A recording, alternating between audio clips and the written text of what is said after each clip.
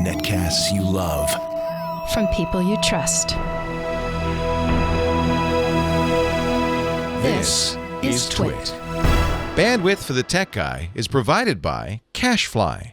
CACHEFLY.com. Hi, this is Leo Laporte, and this is my Tech Guy podcast. This show originally aired on the Premier Networks on Saturday, July 16th, 2016. This is episode 1305. Enjoy. The Tech Guy podcast is brought to you by Adobe Marketing Cloud, introducing audio white papers for marketing. White papers read aloud to keep you up to date with the latest trends and technologies. Listen today by searching Audio White Papers for Marketing on iTunes or visit adobe.com for more information. Well, hey, how are you today? Leo Laporte here, the Tech Guy. Time to talk computers and the internet and home theater and digital photography and smartphones and smart watches and virtual reality headgear and all that jazz. 8888 Ask Leo. That's my phone number, 888-827-5536. That's toll free from anywhere in the U.S. or Canada. Outside that area, you could still call us. Just use use Skype. Skype will do it. 888-827-5536. The website, techguylabs.com. Techguylabs.com. It's great. The polarization in this country is just incredible, isn't it? Just the two sides who just don't talk to one another, and one side thinks the other side's crazy, the other side thinks they're crazy. It's just there's no dialogue anymore. We need to start talking one another, one to the other, as if we're human beings. Because those of us who play Pokemon Go really are not as crazy as we look. And I know you hate us. I know you do. I see your looks of derision. I see your just dismay, your dismissal. You think we're crazy, don't you? And you think like we walk off cliffs and we're going to stop traffic. And we've got to come together in this country.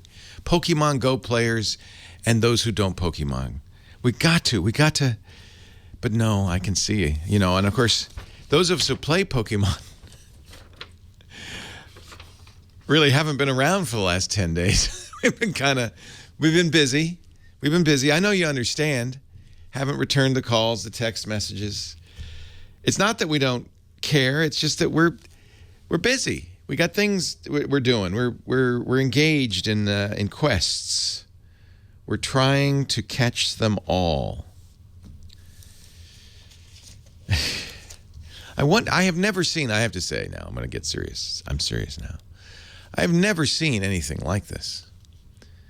It's of course we're kind of used to the idea of people walking around looking at their phones. That's normal, but there's a different quality, isn't there?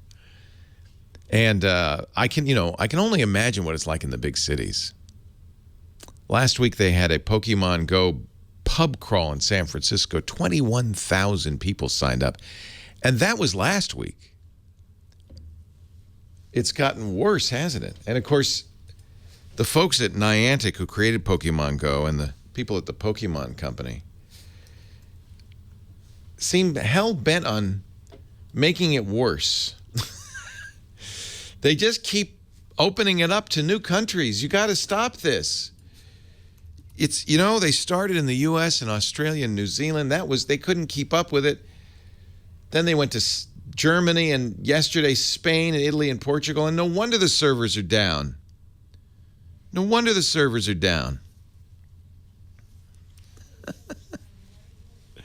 Now, I will stand up and defend Pokemon Go because, first of all, it's a great game. But second, and we already are seeing this, the folks who make the fitness trackers are saying there is a dramatic nationwide surge in miles walked. People are getting out there. They're playing the game. And you can't go to a park in Petaluma or I was up in Santa Rosa, the big city, That's the big city for us. That's them city slickers up there. The county seat. Went up to the county seat Friday evening. And it was like gangs but nice gangs, friendly gangs, gangs that were talking to one another, roving, 3 or 4 together, looking, searching. We took over a gym, then they took over a gym. We said, go get that gym. It was cute.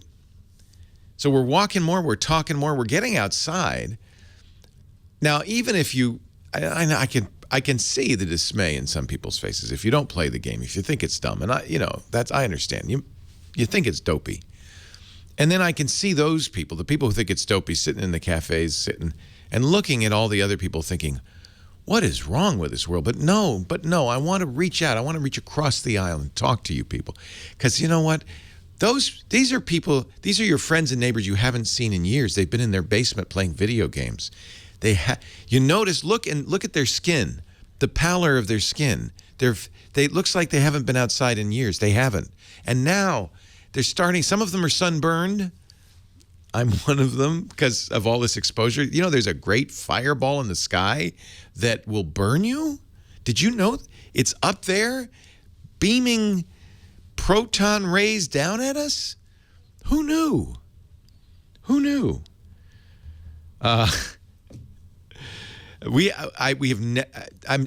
have been game crazes before. There was the Flappy Bird craze. There was, the guy who made Flappy Bird, nice kid, Vietnamese kid, wasn't a professional programmer.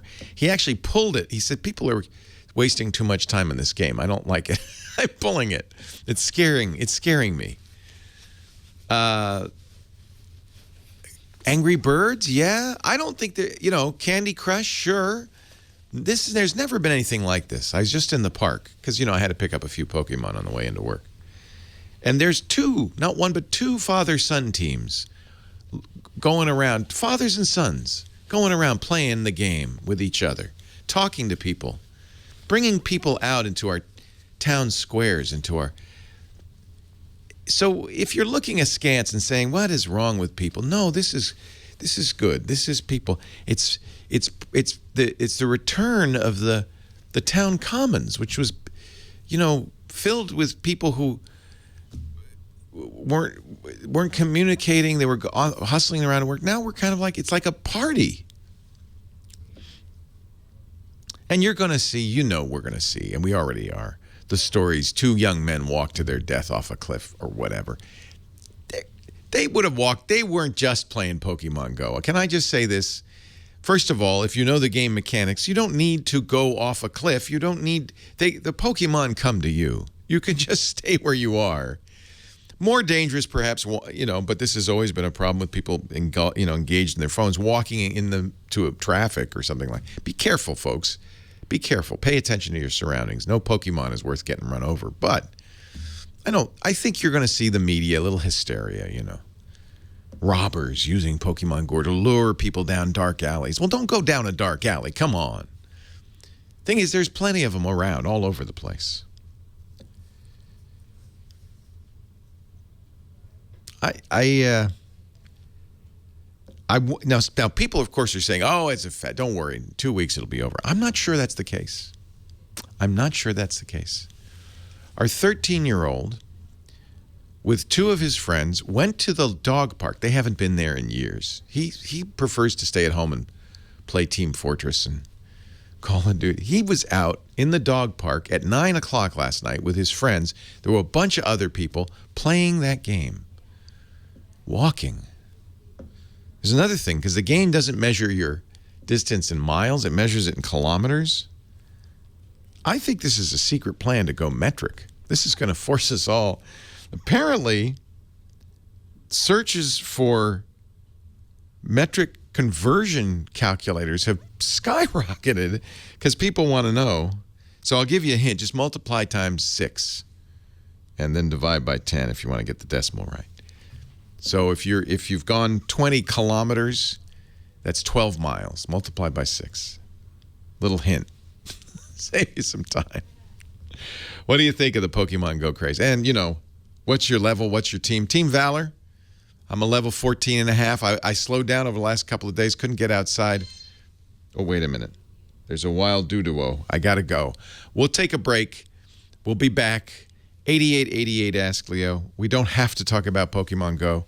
I think it's I don't think there's anything like this ever. in the history of apps. I don't think so.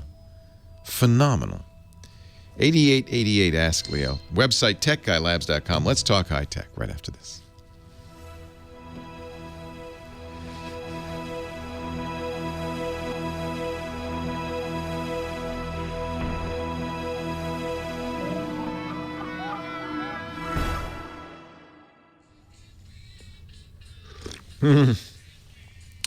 A great nation divided between Team Valor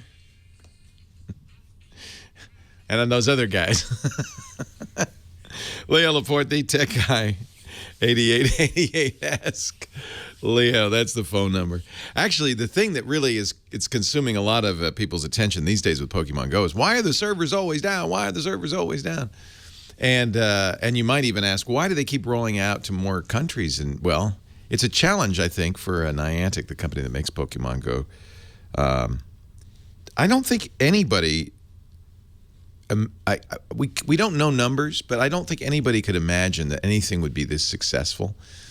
They did say they were going to slow the rollout, but I think at the same time they want to capitalize on all the attention. It's a tough one. And I don't think,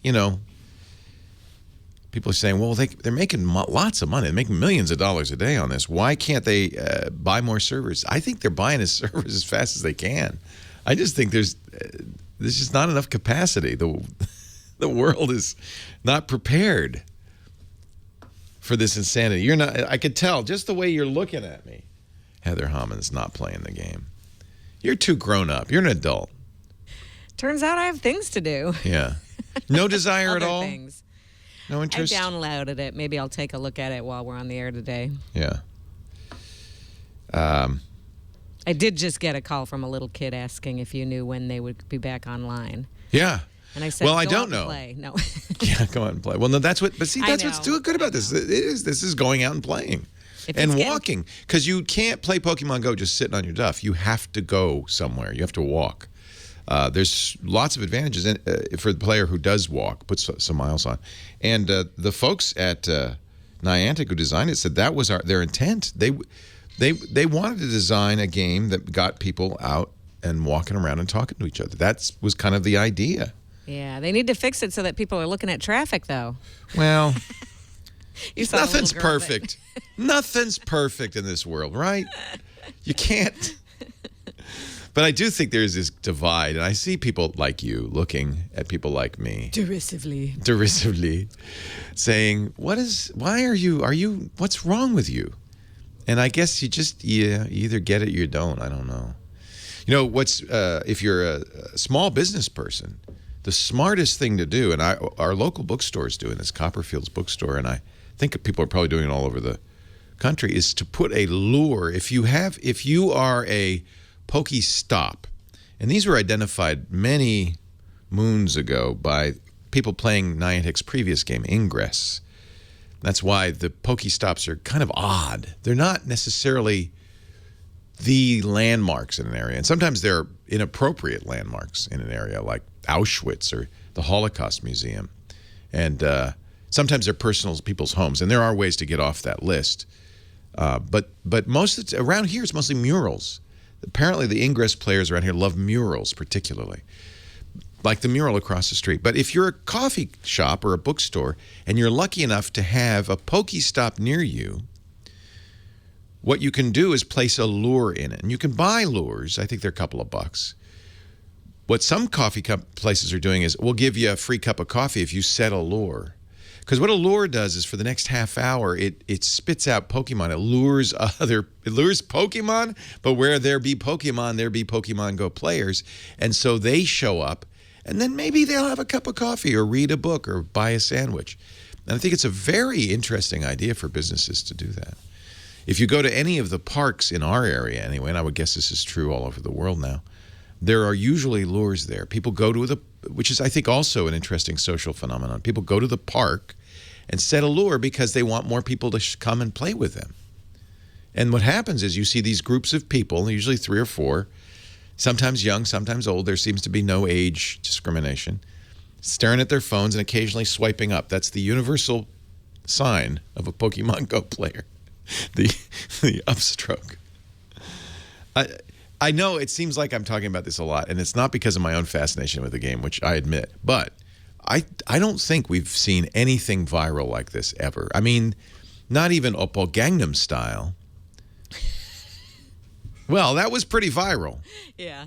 But that was going to be a flash in the pan, because how many times can you listen to that same song? Apparently 1,000, but after that. But I think this game, especially if Niantic, the developer, evolves it, which they say they're going to do, they're going to add trading, for instance, so that you could, if you've got an excess number of Pokemon, you could trade with a friend, build a team. I suspect they're going to build this in some interesting ways, and this could be even, this is bigger than Uber. This is big. Oh, this is a rocket. I mean, I was here a week ago, and you had just started playing, and we're talking about it, and now it's taken over the world. 10 days ago. 10 days. Yeah, that's incredible. And I don't think it's going away anytime soon. Sorry, folks. It's too much fun. Anyway, enough of that. 8888 Ask Leo, you have lined up some fabulous callers for the show. And back to the real world. I don't know. Is it? I can't tell anymore. Which is the real world, is it? I mean, is it the coup in Turkey? Is it the tragedy in Nice? Is it the tragedy in Dallas, in Baton Rouge, and Minneapolis? Is it those tragedies? Is that the real world? Or is a bunch of people going out, playing a game, having fun, talking to each other, getting exercise, getting fresh air? Is that the real world? I kind of like this other real world. And I don't think it's escapism. I think it's in some ways more real. It's the great unifier. Yeah. Wouldn't you say? Yeah. I'd make the case for that. Anyway, who should I start with? David in Wichita Falls. He is line 5. Is that right? Hi, David. Leo Laporte, the tech guy. Oh, let me see. Did I do something wrong? I did it. Did I do it again? Hi, David. Leo Laporte, the tech guy. Hey. How are you doing? I'm well. How are you? Fine, thanks. I've got I called a couple weeks ago about this Dell XPS 8700. I told you the wrong price. I said $549. It was actually $699. But anyway, whenever I start it up, I get this WDDM service not running. I Googled it, but I still don't know what it means.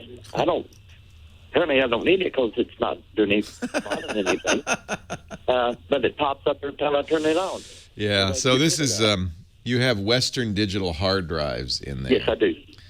And so this is,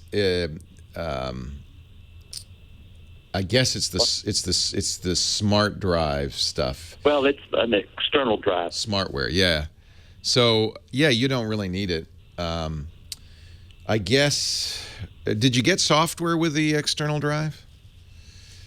Yeah. I would reinstall that.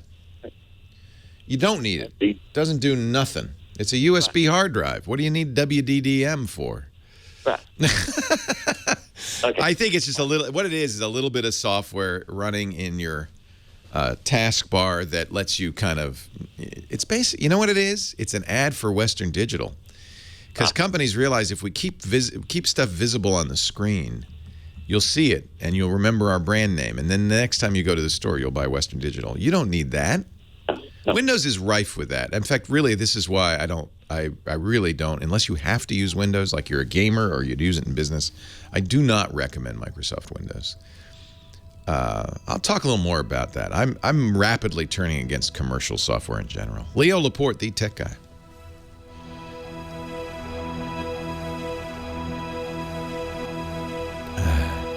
The fix is I would reinstall the software or unplug the drive, reboot with the drive unplugged, then plug the drive in. And what that will do is it'll go through the plug and play and reinstall it as well. No, I know it's not the Windows display driver. It's Western Digital. And it's not necessary because it's a USB drive. Leo Laporte, the tech guy. It's time to talk home theater with Scott Wilkinson. He's our home theater guru from the AVS Forum. He also hosts the Home Theater Geeks podcast at twit.tv/HTG. Hello, Scott. How are you? You know what we never asked? What kind of TV do you have? Well, it changes. It switches out because I get things in for review and so you will take your main living room TV out and put in a different TV? Well, it's not my living room, actually. It's my home theater. Oh, you have a home theater. Even better. I have a home theater. Do you have exactly. a TV in the living room? No, we have no TV in the. In fact, when we first moved into this house 18 years ago, my wife and I both said, you know what, the living room is going to be a TV-free zone. Isn't that awesome? Isn't that ironic too, given your I know, because I'm the TV guy, right? How about? Well, we did. My wife and I did that, but we said in the bedroom, no TV in the bedroom. Oh, interesting. Because we do have a TV in the bedroom. See, I would. Okay, it's just personal preference, but I'd rather have one in the living room than in the bedroom. Because right. it's too tempting to lie in bed and watch TV, and that's the last thing I really want to do. Well, and you're right about that. Certainly it will keep you up longer. Johnny Carson always said that he knew that he was mostly being seen between a pair of feet at, at the end of the bed. That's how people watched him. It's interesting because I do have a theater, because this is my profession. So that's where the TV Sure, that makes sense. And is it dark? Tell us about it. Is it dark? Oh, yeah. Oh, it's very dark. I paint. It's not something that most people would do. I painted it, the entire room, a very dark, very neutral gray. It's almost black. But I decided that painting the walls and ceiling really true black would be a little oppressive. A lot of photographic people, photographers, people do photo retouching, video editing, do something called 50% gray, right? Which is basically neutral, neither black nor white, but neutral. Right. I did mine in actually a 10% gray, so it's pretty dark. Yeah. Yeah, very dark, and it's there's a particular company that specializes in very particular paint colors for visual arts called Munsell. And so this is called Munsell Gray. And you can get it in matte or gloss. Mine is matte, of course, because you want as little reflection off the walls and ceilings as possible. That makes sense, yeah. You just basically want the walls to fall off to nothing, right? To disappear, exactly. Yeah, exactly. And how about, do you have blackout curtains, or are there? I do. I have blackout curtains, black carpet, and so I can control a black light in carpet. There. Wow. Yeah, yeah. Wow. So that room becomes a black hole anytime, day or night.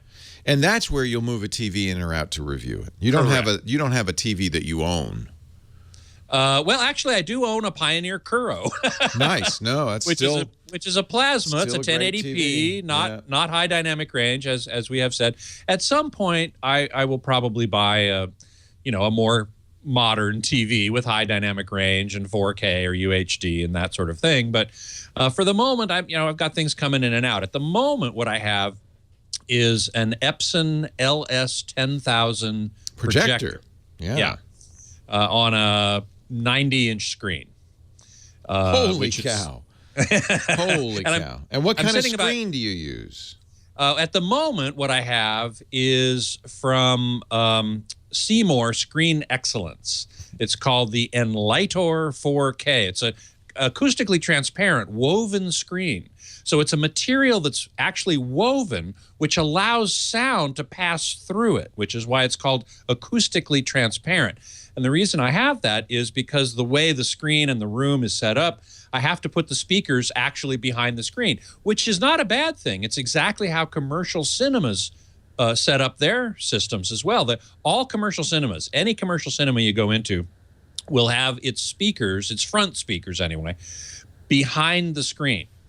And the sound comes through the screen. Now, in the commercial cinema, typically, it's what's called a perf or perforated screen. So there's little tiny pinholes in the screen, and that lets the sound come through. But more recently, for home theater applications, there has become another way to do that, which is using a woven material, which naturally has like little tiny pinhole spaces between the fibers that are woven together. And I prefer that because it has less effect on the sound. You might think, well, wait a second, you've got a speaker behind the screen. It's putting out sound. That sound is having to pass through these tiny little pinholes. And in a perforated screen, that does cause a problem that you need to EQ somewhat, equalize, change the frequency pattern somewhat of the speaker in order to compensate for the sound coming through these tiny little pinholes. Whereas a woven screen, for a reason that I don't quite yet understand altogether, doesn't require as much equalization or careful speaker placement. It just works better. Now, what kind of speakers do you have? Do those get rotated in and out as well? Well, not as often, because it's really a pain in the you-know-what. I would think moving a TV would be fairly... Well, yeah, but there's only one of those. Yeah, that's true. There's 5 or 6 speakers. Or 7 or 8 or 7 or whatever. Yeah, exactly. Now, so at the moment I have PSBs, which is a Canadian company, very well known and very well respected. I love Paul Barton. He's the P and the B of PSB. Is a wonderful speaker designer, so I really like those speakers. However, I will tell you this: you will probably ask me what kind of receiver do I have, and my receiver just died. Oh no! Well, that's good. Which is good, because I'm going to get a new one. Don't those of us who do this kind of thing like it when old equipment goes? Because that means I've got to get a new one. There's no choice. No choice. So, do you have an Atmos system at home? I will as soon as I get my new system. I don't right now, which is why I'm kind of glad that my receiver died. It was an older Pioneer, and it didn't have Atmos. And so now, I mean, I should have replaced it some time ago, but you know, things happen. It's a sad irony of the case that the people who review hi-fi equipment don't make enough money to actually own the hi-fi equipment that they're reviewing in general, right? It is not exactly a high-paying gig, right? Usually not. That's right. And getting less so over time. Yeah, and this stuff is really can be very, very expensive. Well, yes, it can be. That is absolutely true. But it doesn't have to be. Yeah. So that's the good news, is that as technology progresses, you find the pricing going down, at least on digital electronics. I've always said that digital electronics, good quality, high quality digital electronics, the price will fall as it develops.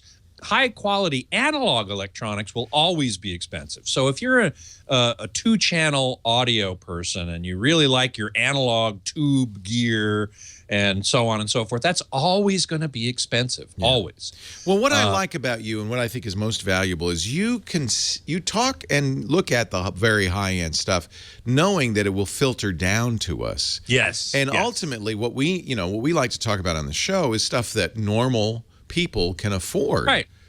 Because of a $10,000 TV or an $80,000 speaker system is just not... It's not practical. Not practical. For most people, that's right. That's right. But it is going to filter down. That's exactly right. We just had a news thing today about a 100-inch TV from Hisense for $10,000. Now, that's still a lot of money. But it's a lot less than it was. I mean, a 100-inch LCD TV would be $100,000. So that's 10%. Yeah. So it's pretty amazing. I remember having a 108-inch TV from Sharp that we showed on live with, it was back with Kelly and Regis. They had to fly it in the belly of a 747. That's the only way they could. And it didn't work. And it didn't even work. Scott Wilkinson, you'll find more at twit.tv/HTG. That's his Home Theater Geeks podcast. And, of course, at avsforum.com, where he writes, and great stuff there. He's turned AVS Forum, which was always a great forum, into a great magazine as well. Thank you, Scott. We'll talk again next week. Leo Laporte, the Tech Guy.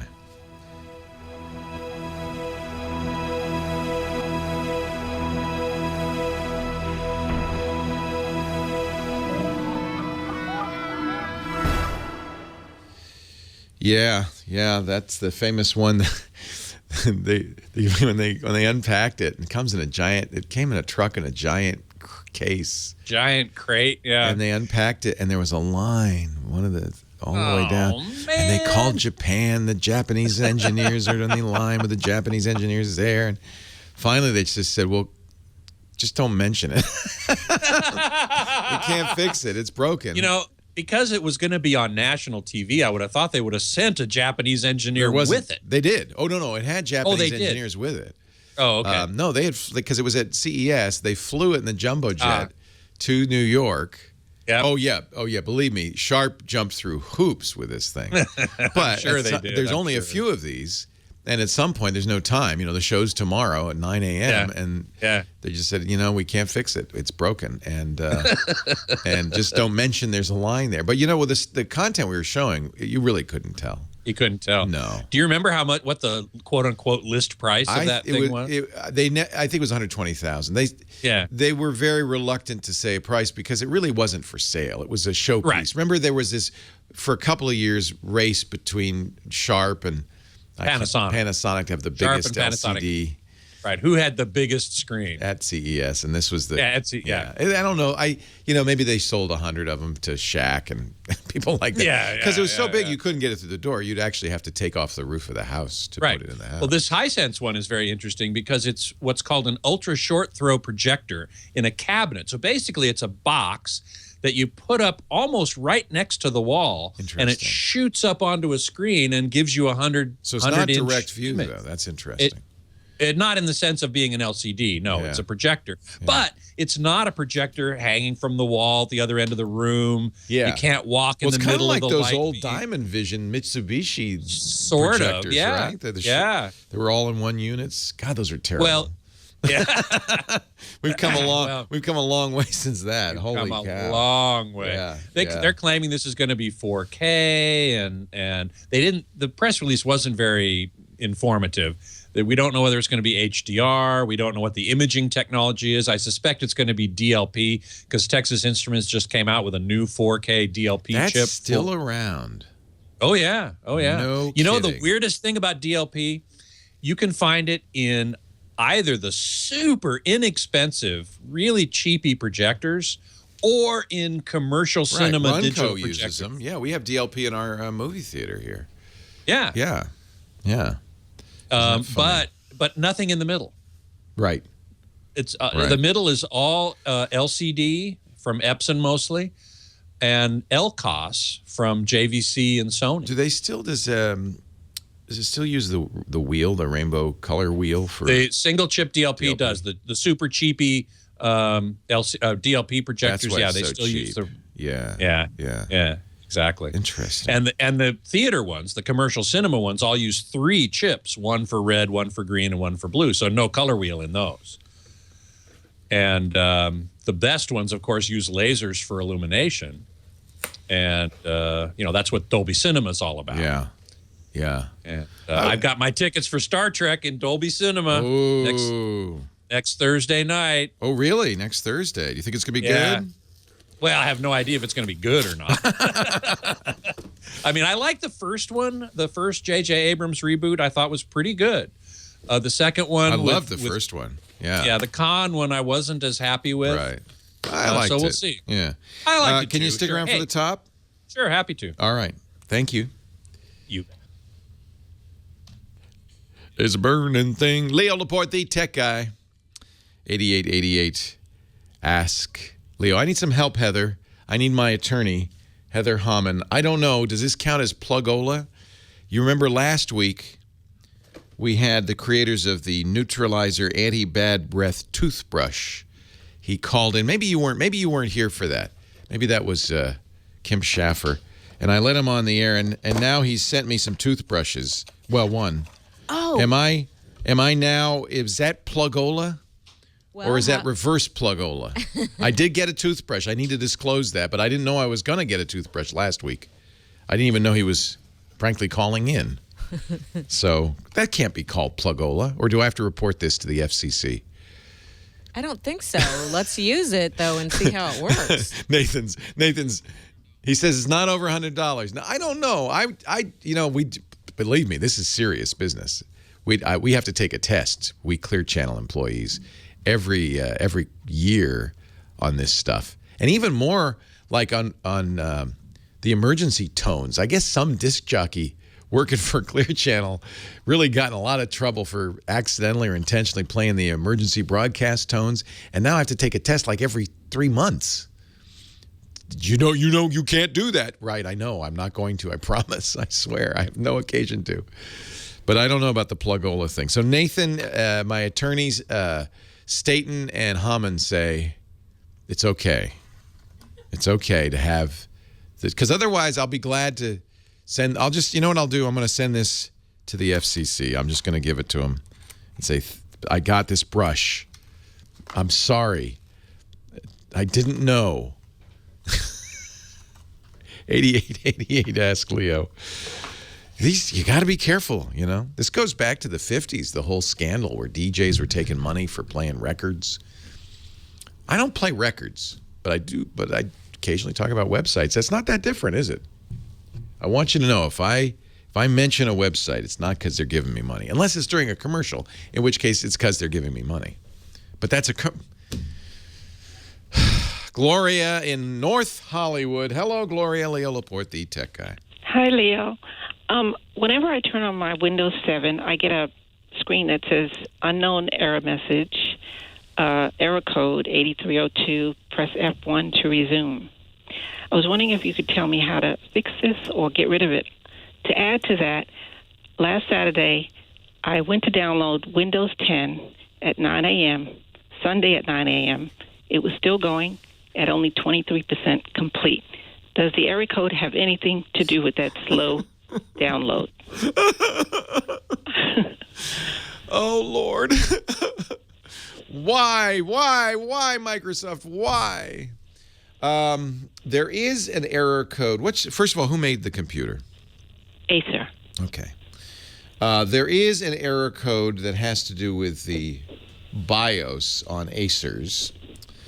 Does this come up at the very beginning when you first turn it on, or when Windows starts? When I first turn it on, and then after I press F1, it takes me to the login. Yeah. So this is a BIOS problem. Oh, man. Why should any human alive have to worry about this? I don't know.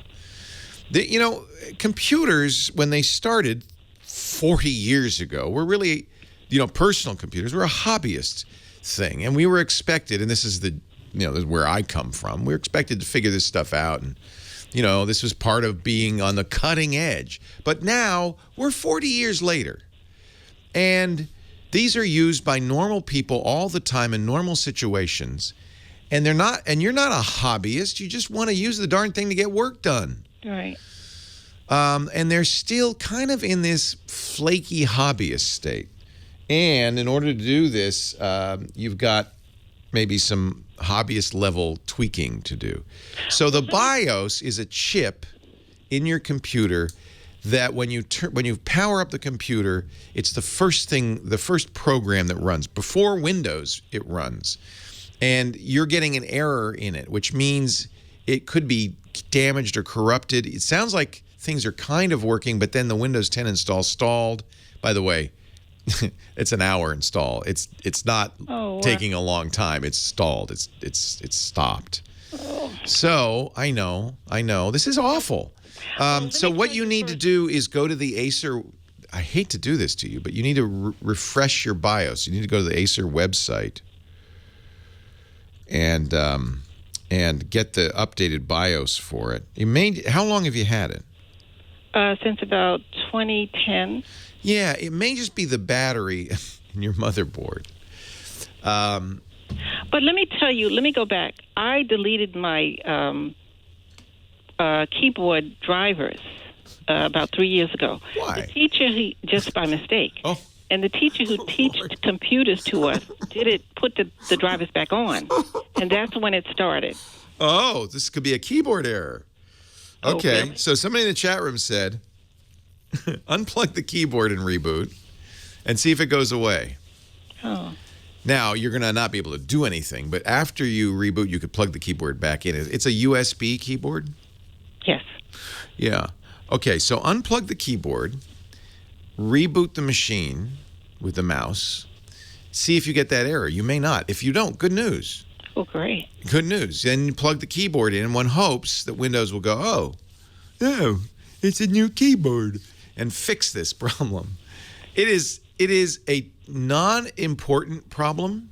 Oh, okay. But it's causing problems. And by the way, you only have 13 more days to install Windows 10 for free. I was going to do it again today. Yeah, you want to fix this, don't you? Yeah. But you think it would take 24 hours? No, it takes about an hour. It's just how long it takes to download. Okay. It's not a long process at all, unless you have a very, very slow internet. Even then, it's going to be a few hours, not 24. It's stalled. It's not moving forward. It's got stuck. And it could be this. It could be the hard drive. It is an older machine. Hard drive could be flaky.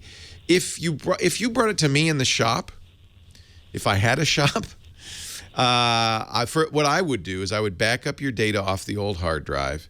I would wipe the drive and install Windows 7 again, clean. See if that fixes the whole problem. This is a pain for you to do, but this is what a tech would do. If that does, then before I restored your data, I would then install Windows 10, make sure it gets activated. That means now you have a license for that machine in Windows 10 forever. Then I would wipe the drive again and install Windows 10 one more time. So it's just a pure Windows 10 install. You won't, almost certainly this will get rid of that error. And if it doesn't, then I would go to the Acer site, download a new BIOS, fix the BIOS, because it could be that also. That is a common BIOS error. And then I would restore your data and give you the machine back saying this should work just fine now. Oh, God, I'm not a techie. That's why nobody should own a copy of Windows. Nobody should own a copy of Windows. Windows is a virus. If you have to, you know you do because you use Excel at work or Quicken, QuickBooks Online, or because you're a PC gamer. And those people all have either have IT departments or enthusiasts who know how to fix this stuff. Normal people, I feel for you because this was your only choice, right? And you spent a lot of money on this machine and you want to use it. But the thing is, it's a house of cards just waiting to tumble down on you. And it did. And now you got to dig yourself out, and it's non-trivial. Okay, so the first... Next computer, buy a Chromebook, okay? Oh, okay. Maybe now's the time. Like, we're talking $300. And I know. But if you do bring it to a shop and the tech says it'll be $400, say, I don't want it. I want a Chromebook instead.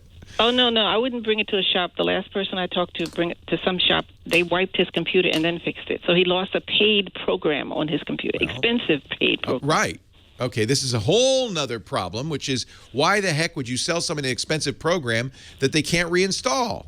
Oh, yeah. Right? The whole industry is not set up for normal people. It's set up for companies with IT departments. And if that's you, then Windows is fine. In fact, that's probably the operating system you're going to use. But for almost all normal people, I'd see either get an iPad or get a Chromebook. And so these are designed for normal people. They do 90% of what normal people want to do. Not great for editing movies or launching rocket ships, but everything else fine. Okay. If you're not editing movies or launching rocket ships, get a Chromebook. Okay, so the first thing is start the computer without the keyboard. Yeah, see if that works. You may be able to just fix it that way. And then if that doesn't work, go to Acer.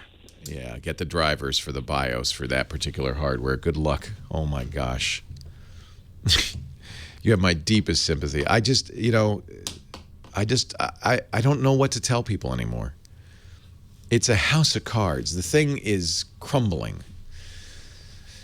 And if you're buying a new computer, really seriously think, do I have to get Windows? Do I have to get Windows? Is there a reason I have to get Windows? Because if you don't. Leo Laporte, the tech guy.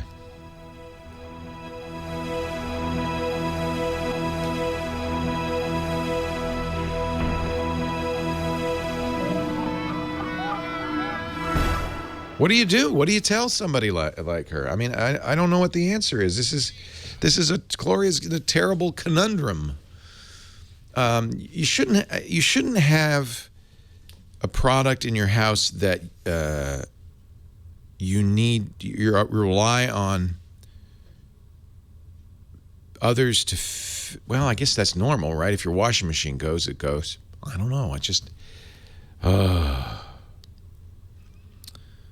Pad 02910 says, even as an IT department, we deployed Windows 10 to 100 PCs this week, and it was a nightmare. At 6 years old, it's probably time to buy a new one. And if for most people, a Chromebook is a really good. And you could spend $500 to get a very nice Chromebook, and you wouldn't have these problems, right? I know we got a dishwasher that's never worked right.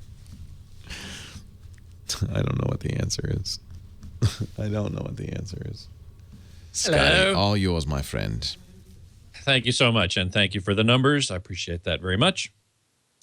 Having some interesting conversations in the chat room about this new Hisense ultra short throw projector thing, and Twisted Mister, I think, was, and a couple other people mentioned that, wait, didn't LG do that a few years ago? Why, yes, they did.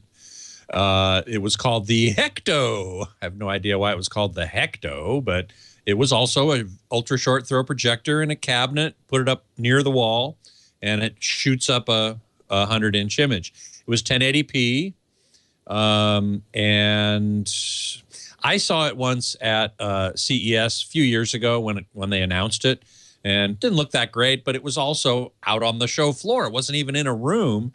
Now, it's supposed to be a replacement for a flat panel TV, so it should work, ideally, in a room with ambient light, because flat panel TVs do, because they have enough light coming out of them. But this one, I don't think really did. The Hisense is going to be laser illuminated, so it has a greater chance of maybe serving that purpose. So that's kind of interesting. Let's see. The other thing I wanted to mention, we were talking about my system at home and how it continually changes, and I'm about to get a new receiver, and Leo didn't ask the question, well, what receiver are you getting? And the answer is I'm getting a Denon. And the reason I'm getting a Denon, first of all, I knew I needed Atmos capability. And I also wanted DTS-X capability, which is another immersive audio format, the latest one on the block. And we don't have much content in it yet, but if we do, I want to be ready for it. And I also wanted Oro 3D. Now, some of you may go, if you know about Oro 3D, you may go, what? Why do you need that? There's no content in it or anything. Well, there isn't much. That's true. There are some European discs with it. There are some Blu-rays with it, music Blu-rays. And, as a professional covering this stuff, I felt it was a good idea to have the capability in case I needed it. And Denon and Marantz are the only companies that have Oro available for their AV receivers. Otherwise, you have to go up to the Trinov or the Datasat preamp processor, and those are in the 5 figures. And then you need to buy power amps. So I said, I don't really need that level, so I'm going to go with a receiver. And so that's what I decided to do. And Denon's a fine make too. I mean, if Denon or Marantz weren't good products, weren't good receivers anyway, then I'd say, oh, well, I can't do Oro. But they are very good. So I said, okay, well, that's what I'm going to do. The other thing that was important to me was to have 4 overhead channels, 4 amplifiers for overhead channels, along with 5.1 regular, which means you need 9 channels of amplification. And there aren't very many of those. Those are the more higher end products, AVRs. So I went with the Denon X6200, which has 9 amplifier channels. I could have gone with there are fewer still, but a few AV receivers with 11 channels. So you could do 7.1.4 with 4 overhead channels. But my room is too small for 7 channels. There's no need for 7 channels in my room. So 5.1.4 is perfectly fine. So that is why I chose that particular receiver, and I am waiting to receive it. We shall see. Let's see. Any other questions? Let's see. Oh, Twisted Mister says the Hecto was laser-based as well. I think you're right. That's a good point. That was a blue phosphor hybrid or yellow phosphor hybrid laser, I'm pretty sure, which means basically a blue laser, and the light from the blue laser strikes a spinning wheel coated with a yellow phosphor. And yellow can be split into red and green, which is how you get blue from the laser and red and green from the yellow phosphor. I would expect the Hisense product that I was talking about probably is the same, because it's a less expensive way to do laser than having a red laser, a green laser, and a blue laser. That's pretty expensive. So I would be pretty shocked if it was anything but laser. They did say laser illuminated, but they didn't say exactly what it was. It's going to be a hybrid, I'm almost certain. Raptora, which TV manufacturer has the most comprehensive end-of-life program for responsible recycling of their old TVs? That's a great question. I don't know the answer to it, but you have stimulated me to research and try and find the answer. That is a great question. Web0034, did I have to upgrade my household electrical supply? I did when we moved in. I now have a 200 amp box, 200 amp service coming into the home with dedicated specially grounded lines into the home theater. So I have no ground loops or hums or anything like that. I got only a few seconds left. Web 8149. Where did I buy my new Denon receiver? From Denon. I took advantage of the fact that I'm in the industry and they sell directly to those of us in the industry. Oh, so which one did you get again? The X6200. You recommend it? You like it? I like Denon stuff. I like Denon stuff. I don't have it yet, so I'll know for sure when I get it. But I'm confident it's going to be very good. All right, thanks, Scott. Have a great week. Thanks, you too. Bye now. Bye. Well, hey, how are you today? Leo Laporte here, the tech guy. Time to talk computers, the internet, home theater, digital photography, smartphones, smartwatches, and Pokemon Go. 8888 Ask Leo. 888-827-5536. Toll free from anywhere in the U.S. or Canada. Outside that area, use Skype or some sort of voice over the internet product. And call that number, and it should be toll free. 888-827-5536. Our website is techguylabs.com. Techguylabs.com. What do I do? What do I do? And this has been a problem. I've been doing a computer call-in show since 1991, I think. So, 25 years. Wow. And when we first started, the people who were interested in PCs in 1991 were, enthusiasts and understood, well, you're going to have interrupt conflicts and all sorts of stuff, and they were willing to roll up their sleeves and get down into it and mess with it and solve it. And so we spent a lot of time talking about that kind of stuff. It was probably like calling a car show, and being told, well, what you need to do is pull those plugs there and scrape off the carborundum. And you put them back in, they should be all right. But that's not something a normal car driver wants to do. And nowadays, here we are 25 years later, most people who use computers are not enthusiasts. If your dishwasher breaks, there's somebody you can call. And they'll come out to your house and they'll, generally speaking, they'll fix it. Microwave oven, same thing. Vacuum cleaner, you bring it to the vacuum cleaner shop. What do you do for PCs? There are PC repair places, but they don't, most of the time when I talk to people, they don't seem very happy with the results. Is it still the case that if you're going to own a Windows PC, and to some extent a Mac computer, a personal computer, a general purpose personal computer, that you still have to be the geek who can fix it? It's a lot easier if you are. And, I look sometimes with trepidation at setting up a new system thinking, what fresh hell is this? How many hairs am I going to tear out for this one? And so as a result, the industry's response has been to make stuff that's much simpler. And I think to some extent has been widely adopted. People like it. And the two choices are tablets, primarily iPads, and computers based on Google's Chrome OS, which is actually Linux. Google did an interesting thing. They said, how can we take Linux, a free open source operating system that is absolutely for hardcore geeks, how can we take this and make it so everybody can use it, a normal person can use it? And they kind of did that. That's what Chrome OS is. On top of Linux, they've really locked it down. So you can't really do much. You can run a Chrome browser and any of the extensions for Chrome browsers. And that's pretty much it. If you're more sophisticated, you can kind of get under the hood and tweak things and even run Linux if you want. But pretty much the people who buy it are going to use it as a browser. Now, they've done an interesting thing. In fact, I just got the developer edition they've put the Android Play Store on Chrome OS, and that's going to be widely available this fall.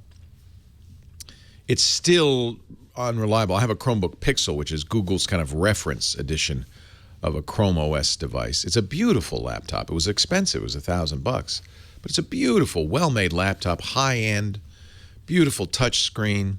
I've always liked it.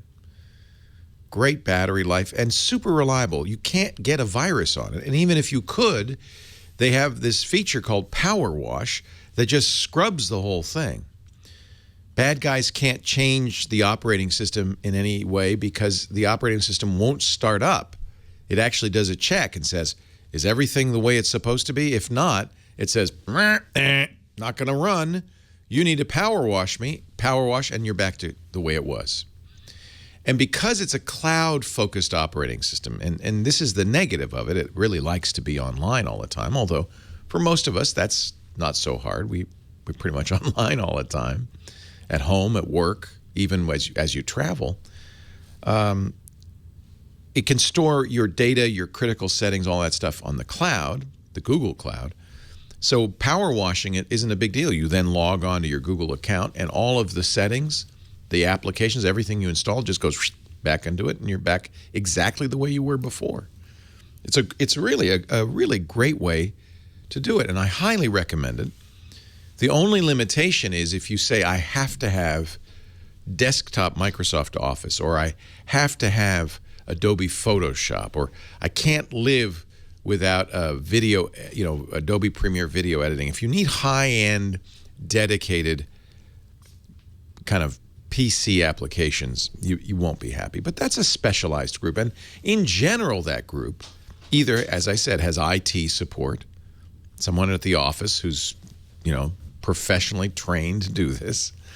By the way, nice job if you can get it. Guaranteed work for life.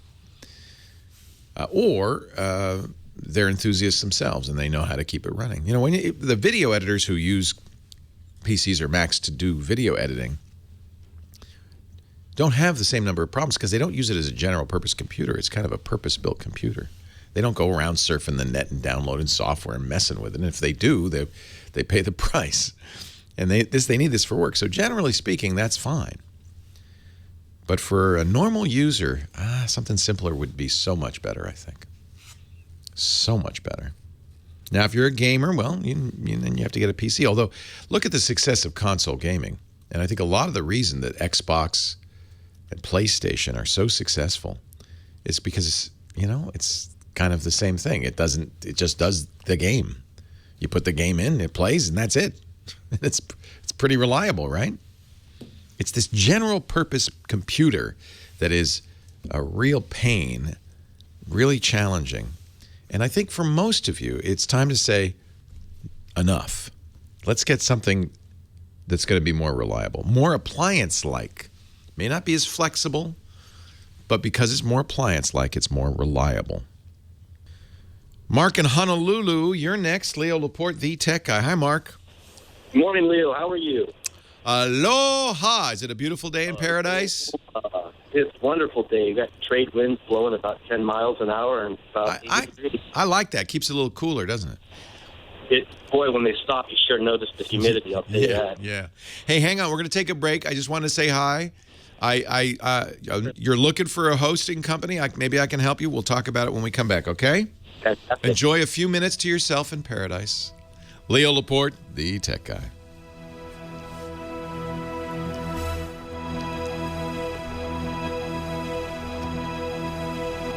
No ransomware in a Chromebook.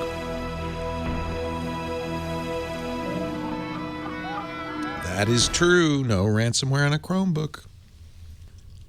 Leo Laporte, the tech guy.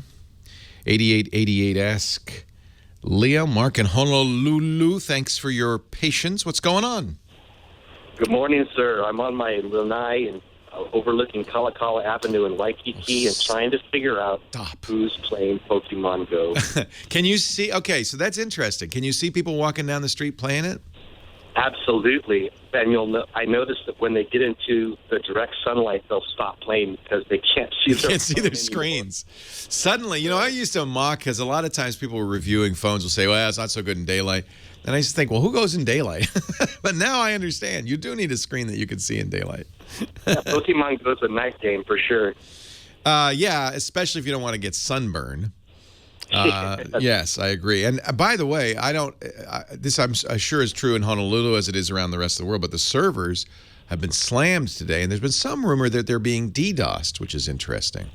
My wife convinced me yesterday morning to accompany her on her morning walk, and for the first time I did, with the provision that I get to play Pokemon Go. I got to level 3, and that was in the midst of 4 crashes, and now I know why it was crashing. Yeah, it's crashing a lot. You see a spinning ball, Pokeball in the upper left-hand corner, ghostly spinning Pokeball. That means it's not connected to the server. Hacker group, the Poodle Corp, that's their name, said that they were behind a DDoS to take down Pokemon.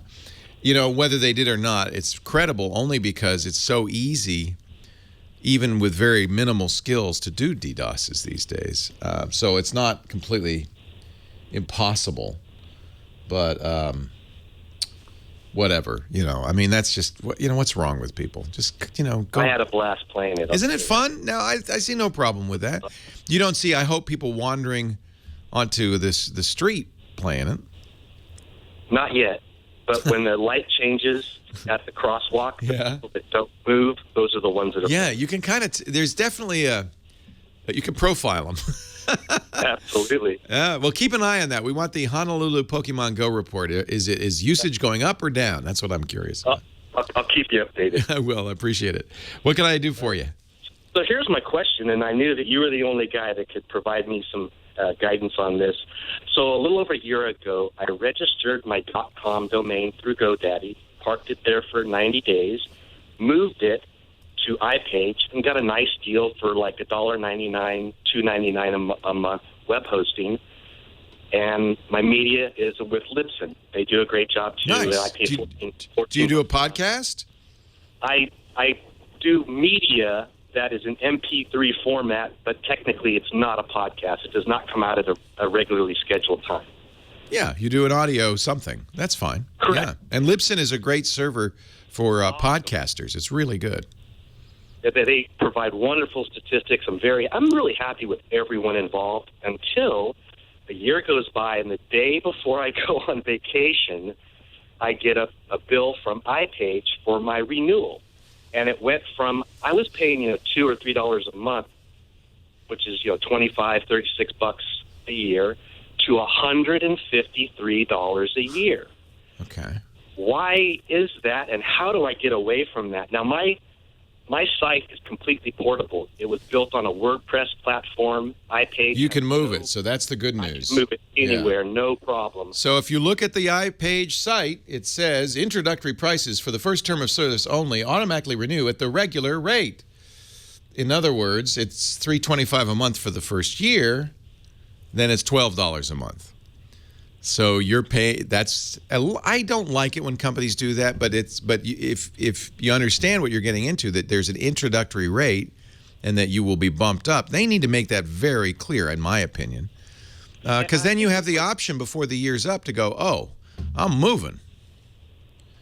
Yeah, it was made clear that it was going to increase. I didn't know exactly to what amount, but I was a little surprised. Yeah. So what are my options at this point? Can I negotiate with iPage? Can I just move this to another web hosting company every year? What they're charging is a little more, frankly, than other companies. Squarespace, I think, is around $8 a month, but it's not out of the ordinary. And it may be, you should see how much you're getting. See, here's the thing is, you need to understand a little bit about how they're doing it. Some companies have servers that are shared, that if somebody else on your server gets busy, you're going to slow down. That's kind of an antiquated way of doing it. I don't know if you've noticed whether you slow down, maybe you don't get enough traffic to make it, something to worry about. You also pay for support. Do they give you good support? Do they manage your server? Or are you kind of responsible for things like making sure you get the WordPress upgrades in a timely fashion, that kind of thing? I handle 100% of everything. Right. So none of these companies I deal with have any hook into me at all. So that's both good and bad. It means you're responsible. And with WordPress, there's updates every month you need to apply because WordPress is commonly attacked, and so those security updates are very important. But if you don't mind doing that, I think WordPress is a great platform. But they're not helping you with that either. That should theoretically lower the cost, not increase it. I think you could shop around. I don't know anything about OnePage at all, or iPage, I should say. I don't know anything about them. There are a lot of different people out there. So do most people just suck it up and pay the $10-12 a month? Well, it's not an outrageous amount. It's a little higher. I pay about $7,000 a month for our servers. So you're asking the wrong guy. But we have numerous dedicated servers, and we have a lot of stuff going on. So it really depends. So in other words, I don't feel like I'm getting ripped off at $7,000 a month, but I'm getting what I pay for. And that's really the question: is what do you need, and can you pay less and still be happy? Right, and because this is a hobby, and I don't charge anybody anything, it's all free with the service that I do provide. So I want to make keep my expenses as low as possible. Yeah, but at the same time, be careful about going too cheap. This seems a little bit high. There are many, many other places, especially for WordPress hosting. That's what I would look for, is dedicated WordPress hosting, because that's all you're doing, right? Correct. Yeah. I would look for that. Do they have a management tool for you, something like cPanel, that lets you manage your server at all? Or? Oh yeah. Oh, they've got the full accoutrement. See, that's you're paying for that too. So that's the trick. Is you have to figure out if what you look at is how much bandwidth do I get, how much storage do I get, how much service do I get, what tools do I get. And then compare that with other companies. And that's why it's a hard thing to do, because you have to kind of make a matrix of all the other things. I'm not sure. Hosting, it's good to be nimble. You did the right thing, which is not be dependent on them. It'll be an easy thing to bundle up your WordPress install and move it somewhere else. And that's good. You want to be in that position because my experience with server companies, hosting companies, is they come and go. And that's, by the way, another reason why paying more sometimes is a good thing. A company that is profitable is more likely to stick around than a company that's charging you too little. We'll ask for recommendations. Put them in the show notes. TechGuyLabs.com. Leo Laporte, the Tech Guy.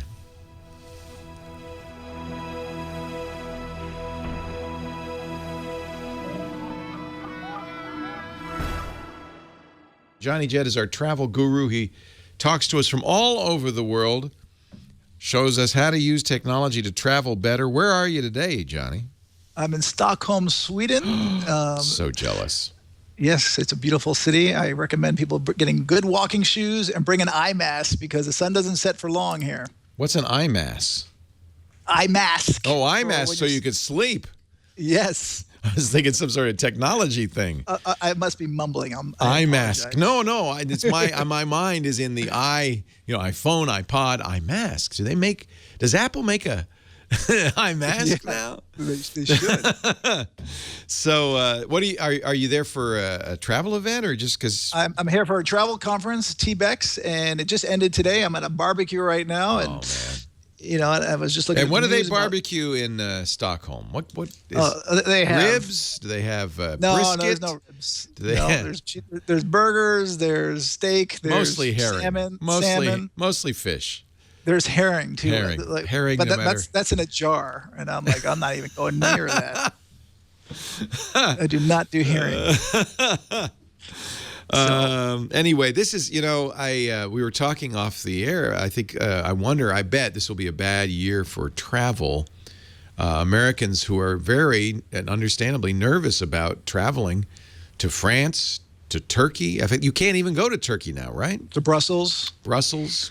Belgium.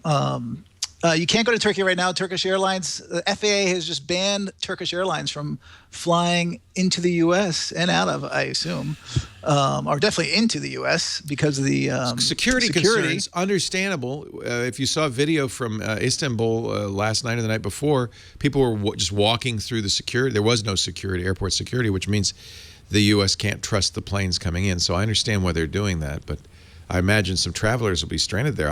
We were in Istanbul big time a couple of years ago. Loved it. Yeah, we're at this conference, and they were one of the sponsors of the conference. They had 2 big tables this morning. There was no sign of them. It's a mess, and then there's a lot of people who were at the conference who are flying via Istanbul or back home. And my suggestion is, if you're one of those people, I would try and get your ticket reissued by one of their partner airlines. I don't know if they will do it. Or they'll definitely refund the ticket and you just buy another ticket. So depending where you're coming from, the good news is there's a lot of low-fare carriers out there. Norwegian, look at Norwegian because they fly cheap across the pond. So no matter where you are in Europe, you could always buy a cheap ticket to London or Scandinavia where they fly out of, and then buy another ticket to go to a hub. Go to a big hub, yes. In other words. What would you do? I was thinking when the coup broke out, about Americans, and I'm sure there were thousands, if not more, in Istanbul. It's a real tourist destination. They were advising people to just stay where they are, stay in the hotel. So you got to stay indoors. Do not go outside. Don't rush to the American consulate. Don't. I mean, no, isn't the American embassy your harbor, your safe harbor in cases like this? Yeah, but most likely they're locked down. You're not even. They're not going to let you in. No, one of my buddies, Peter Greenberg, he says to always go to the Canadian embassy. And I'm part You Canadian.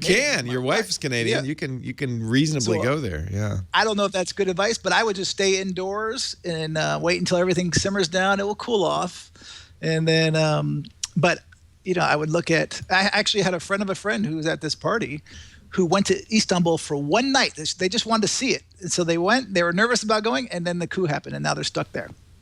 Oh my goodness! So talk about bad luck. So I would look at trying to take a train or a boat and get out, and then go to the Greece, and then try and get home. Wait till it's safe on the streets before you venture out. Yeah, but I think it will simmer down, and I think the FAA will lift that ban. Yeah, one hopes. Soon. One hopes. Yes. Yeah. All so right. Usually you join us with an app, a website. And they're always good. What do you got this week? Well, by the way, they should have travel insurance. So that's another good reason why to buy travel insurance. Because if you have travel insurance for cancel any reason, you always have to read your travel insurance the fine print. Because you got to make sure that it covers it. Because sometimes terrorism and a coup might not even be covered. Right. So cancel for any reason travel insurance, and then you're golden. It's got to be expensive, though. It's usually 10%. I work with Allianz. They're one of my partners, and they're the leaders. Every time you buy an airline ticket, the website always asks you, do you want to buy travel insurance? It's always by Allianz. Those guys are in every different country, but you always have to. No matter who you buy it through, you got to read the fine print. We're getting a little nervous because, as you know, in 2 months, we're flying to Paris, then to Stockholm, and then going around the Baltic. We're going to be 3 days in Russia. That situation's getting less stable. Latvia and Lithuania, and I'm a little nervous. I wouldn't be nervous. I'm actually here. I was planning on taking this month off, but after the attack in Istanbul, original, and everyone's like, I'm afraid to go to Europe and France. I was like, I'm going. So I'm actually. Now's the time. I'm doing the reverse. Everyone's staying home. I'm going out. You can't be afraid. You got to go. I would definitely be cautious about going to Turkey. I could see being uneasy about France and Belgium, but especially Scandinavia where I am now, and Iceland's the safest of them all. I love traveling. I'm going to travel. I'm just going to, you know what? What are you going to do? We live in a dangerous world no matter where you are. It sure is. And you can get really good deals. And speaking of good deals, my website today for you is called DealRay. So DealRay.com. So these guys, they actually charge $9.99 a month, but they give you alerts. So whenever there's a really good deal, you'll get a text message, which is key. I wish I did this. because basically the deals that they have are the ones that are like in my newsletter and other people's newsletters. But not everyone's checking their email. Right. But they do usually check their text text. alert's a great way to do it. Yeah. So I just signed up for it a week ago. My friend Jen Leo told me about it. And yesterday I got a text message last night. I was about to go to bed. It was like, 1 a.m. And it said, round trip fares to Europe starting at $294 on SAS on American or Delta. I saw you flew to Stockholm on SAS. I saw what you were eating. Yes. Man, I love SAS. SAS is great. They even have chefs on board. They have people dressed as chefs with hats and they're not chefs, but they're dressed as them. Oh, okay. And don't burst my bubble. But I'll tell you a tip with SAS, which I learned this trip. I tried to bid for an upgrade. These are one of the guys who do bidding.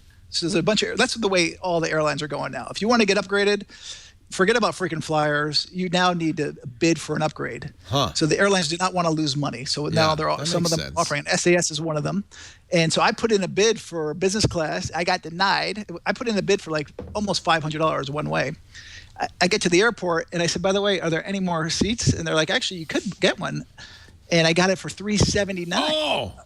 A lie flat seat across the pond. That's And that's worth it. Believe me. I know that sounds like a lot of money.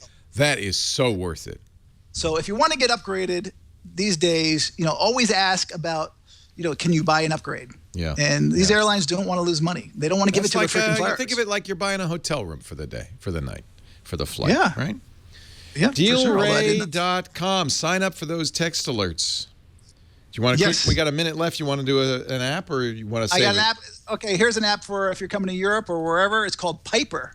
So you got to type in Piper Tip App, Piper, and then Tip App. It's only on iOS for right now, but it gives you good general tipping advice. Yeah, because some countries there isn't any tipping. Yeah, for example, this app gives you USA, UK, Canada, Italy, and France for free. But if you want to get more, you have to pay. So you can buy all 75 countries that they have for $4.99, which is not a bad deal. That's one tip. Or what I did is I bought a region. I bought Scandinavia since I was coming here for 99 cents. Johnny Jet. Go to johnnyjet.com. He's our travel guru.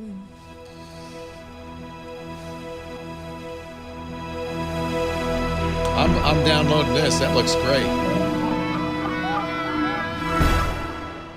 That was less than a minute. All right, it was 43 seconds. Okay. So I was like, I still got 10 more seconds. I'm not going to say 43 seconds. I'm sorry. You're right. It was less than a minute. Okay. Thank you, Johnny. Have fun. Now, how you must be like jet lagged all the time. I mean, how do you? Oh my God. My buddy just took a picture of me. He goes, check your email. I go, why? So I check my email. It's me passed out at this conference listening to the keynote.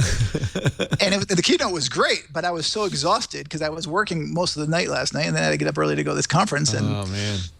So, yeah, I'm Johnny Jetlag. Johnny Jetlag. Leo Laporte, the tech guy, 8888. Ask Leo. That's the phone number. Hal's in Thousand Oaks, our next caller. Hi, Hal. Hello, Leo. I sure hope you can help me. I hope so, too. Is it a Windows problem? I don't want to help you. Go ahead. Well, I fall into the category of somebody who aspires someday to get to the level of computer dummy, so any help you give me would be appreciated. Okay, sure. Back beginning of May, I went into a big box store and I purchased an HP laptop, 15.6 inches, AMD A8, 8 gig of RAM, and 1 terabyte hard drive, suitable for my basic needs. Yeah, no, that's a pretty nice system, yeah. Yeah, and it was fine for a number of weeks, and then I began running into a problem where everything was slow. It's as though it didn't have any computing capacity. If I'd go into my Microsoft Word to do a document, I'd hit the keys, but some of the letters wouldn't show up. The cursor was erratic. I tried to... it got busy. It wasn't keeping up with you. That's the symptom right there, yeah. And then what really made it terrible is I am given access to some proprietary links for a claims administrator, and I have to have access in order to earn a living. And suddenly I started getting no access, and interestingly enough, what I thought was unique to me, maybe not based on reviewing Microsoft Community, Windows could not automatically detect this network's proxy settings, and I consulted HP techs, Microsoft techs. They went in and they are the links on the public internet, or are they on a VPN, or how do you get to them? Well, I guess if I had the link, could I click on it and go there? No. What it does is it gives me access to a computer at a claims administrator. And you have to run a VPN to get in there? I'm not sure, but I can tell you this. How is access protected? Do you have to enter a password? Well, no. What happens is they mail the links to somebody for whom I do work, and he forwards the emails to me, and I save the links, and I click on them, and I have access. And well, okay, that ain't the most secure system I ever heard. Well, all I can tell you is I've been doing this for over a year. Yeah. And it's working perfectly on my Windows 7 ancient Lenovo until the hard drive finally fried. So that's when I went to the HP. And everything was fine for a number of weeks, and then I started having this problem. And I contacted the HP techs and the Microsoft techs. Yeah, all right, hold on. We can. I don't need any more of the story. I get the picture. Okay. So, let me just talk here, because I only have a limited amount of time. Job one, you want to download a program called Process Explorer. It's a free program from Microsoft. It's from their sysinternals site. So if you Google, probably Process Explorer is sufficient, but if you need more, sysinternals is one word, SYSINTERNALS. Process Explorer is Task Manager on steroids. It will tell you what's eating up your CPU cycles, what's slowing you down. Okay, there's one more factor that I think is critical. After all of this, it seems that doing reinstallation of Windows 10 would fix the problem until another Windows update came along. And what I finally figured out is when I looked at the list of the installed updates, if I uninstalled the securities update, everything worked again. Oh, that's interesting. Yeah, very interesting. Not an advised procedure. Well, I was concerned about it, but it's keeping me going. Well, let me ask you this. So you're saying it's fixing the slowdown, or it's fixing the link, or both? It's doing both, but what happens is the minute there's another update, I have the problem again, and I delete the security update. Do you know the number of the security update? Oh, yes, I do. Bear with me just while I pull it up. The last one was KB3172985. Okay, because now I can look it up and see what it is that it's doing. Do you run any security software? Yes, McAfee. Turn it off immediately, uninstall it. Okay. That's a piece of junk. Okay, and there was also almost security. Yeah, take all the security off. Windows 10 has plenty of security. That security is almost certainly causing the link issue. And as it should, by the way, because clicking a link in an email is about the worst thing you can do. But it's from a trusted source. You know what you're doing. But it may be blocking it. And also, it could be causing the slowdown by becoming very busy. And I worry that you're having problems with a security update. That's significantly okay. So this is the 3172985. And then there was a subsequent one, security update with a different number, and I did the same thing, and it fixed it again. Yeah. I'm looking at this update. The problem is you need those security updates. They're there for a reason.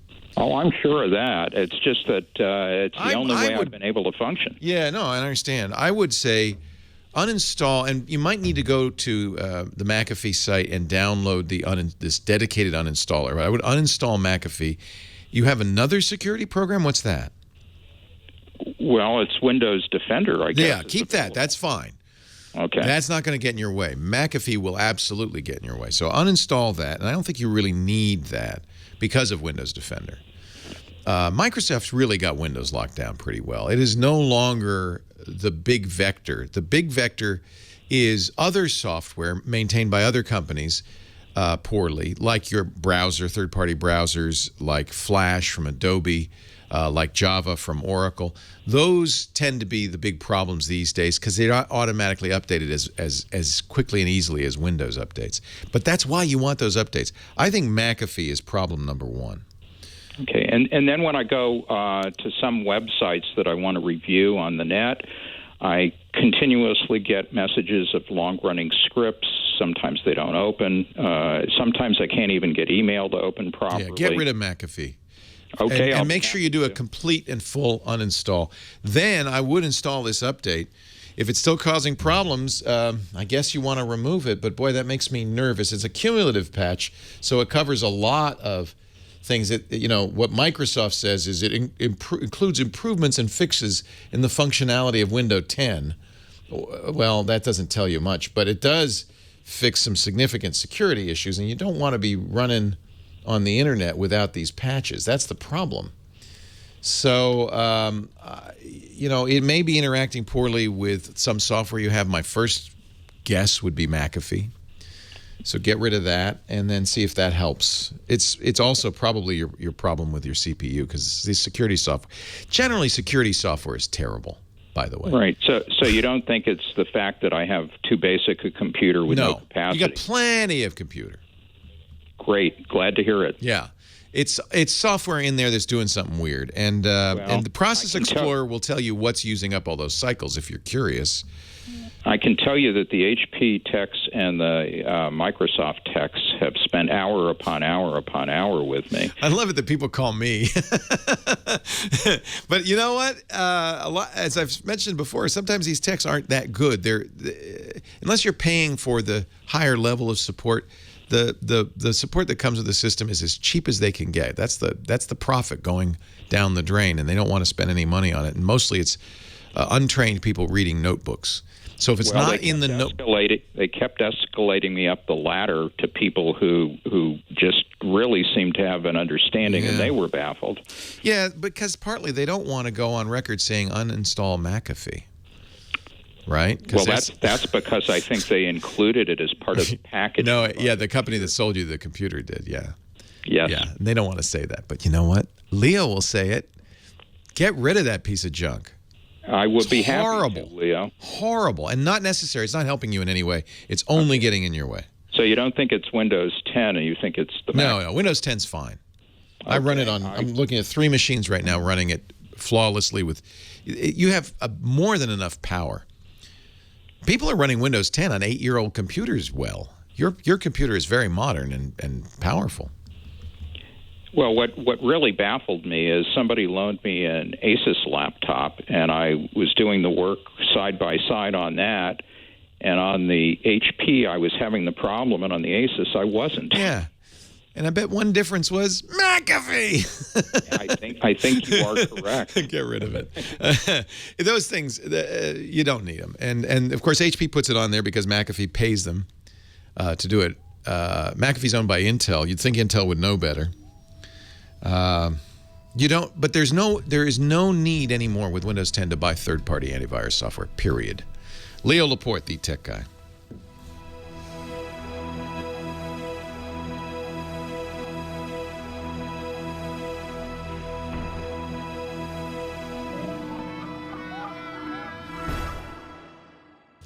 If you're in marketing, you know that the technological revolution that's going on in marketing is changing everything, how you market.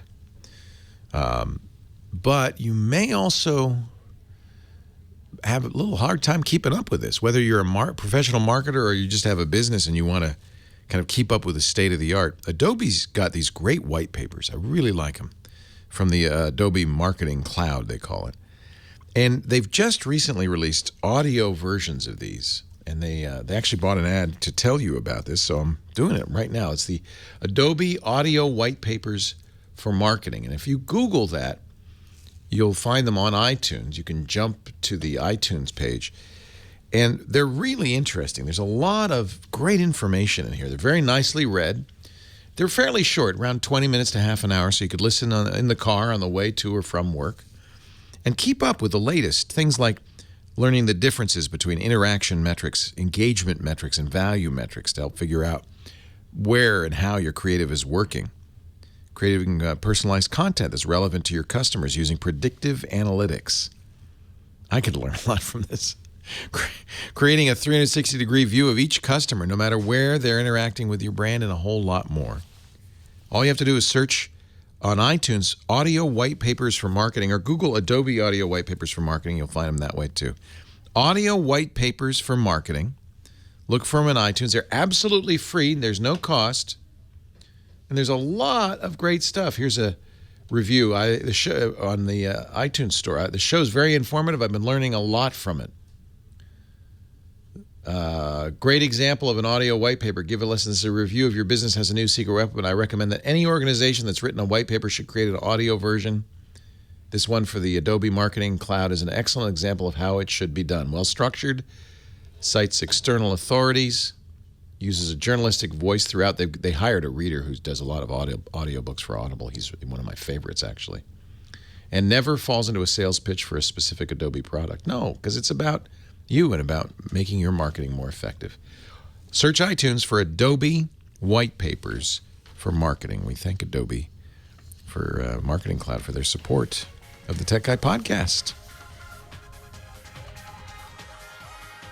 Well, hey, how are you today? Leo Laporte here, the Tech Guy. Time to talk computers, the internet, home theater, digital photography, smartphones, smartwatches, and why Pokemon Go servers just can't keep going. 8888 Ask Leo. That's the phone number, 888-827-5536. That's toll free from anywhere in the U.S. or Canada. Outside that area, use Skype.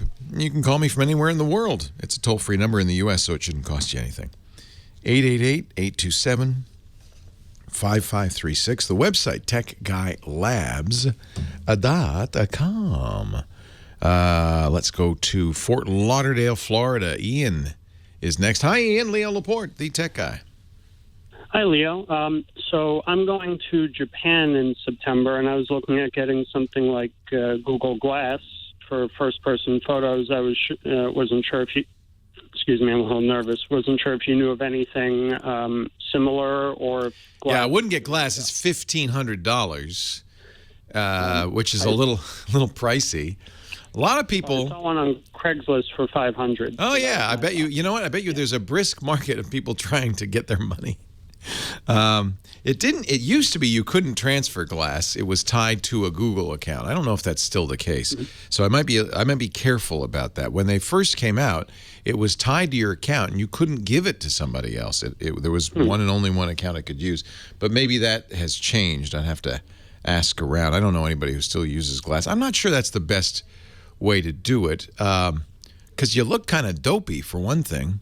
And it also puts people on their guard because they think you're taping them all the time. So would you want to take pictures all the time or just once in a while? I mean, what is it that you're thinking to do? Well, I was thinking for like first person, like it's great to have a camera phone, but that's always taken aback or you're at an angle or something. But right. So I could have like my experience in Japan. Oh, wouldn't that be cool? There is a device that you wear around your neck. I'm not sure I'd 100% recommend it because unfortunately it's very unobtrusive. You could actually clip it on the collar, and it takes a picture every 30 seconds and stores it up on a server, or you can have it copied to your phone, or it has its own memory. And the idea is it's what we call a life cam. The idea is it's going to record your life every 30 seconds, so you don't even have to think about taking the picture. It's the only issue I have, and I had one. The only issue I had with it is the angle is a little weird because it's on your chest. So the device is called the Narrative Clip. And at least you could look on the website and see if it's what you want. It's getnarrative.com. I use the original. But they've come out with another version of it. It's a fairly wide-angle camera. You see, it's very small if you go to the website, and unobtrusive. And so you can clip it on your pocket. You could clip it on a collar. It has an 8-megapixel camera, which is about the same as the Google Glass. I would say it's actually probably a little better than Google Glass. It can also do video. It has a GPS built into it, so all the pictures you take are tagged with your locale. And then you can either upload it with Wi-Fi or use Bluetooth and send it to the phone, which will upload it. So the theory behind this is it's constantly watching what you're doing and taking a picture from your point of view, kind of what you just described. And it comes from this kind of interesting philosophy or idea that a guy named Gordon Bell came up with, of recording every moment of his life and just having it forever. So this would be one way to do it, and it's from getnarrative.com. I don't think they're okay. I think they're a little pricey. Well, not that bad. $200. That's a lot better than a Google Glass, okay? Yeah. And it's as good as Google Glass, and has the same issue, which is the Google Glass is aimed at wherever your right eyebrow is aimed. This will be aimed wherever your chest is aimed. But it does, unlike Glass you have to trigger it.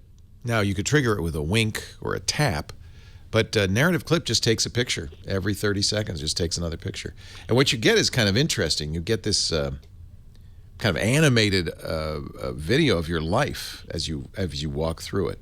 I like the idea. I'm not sure. It wasn't for me, let's put it that way.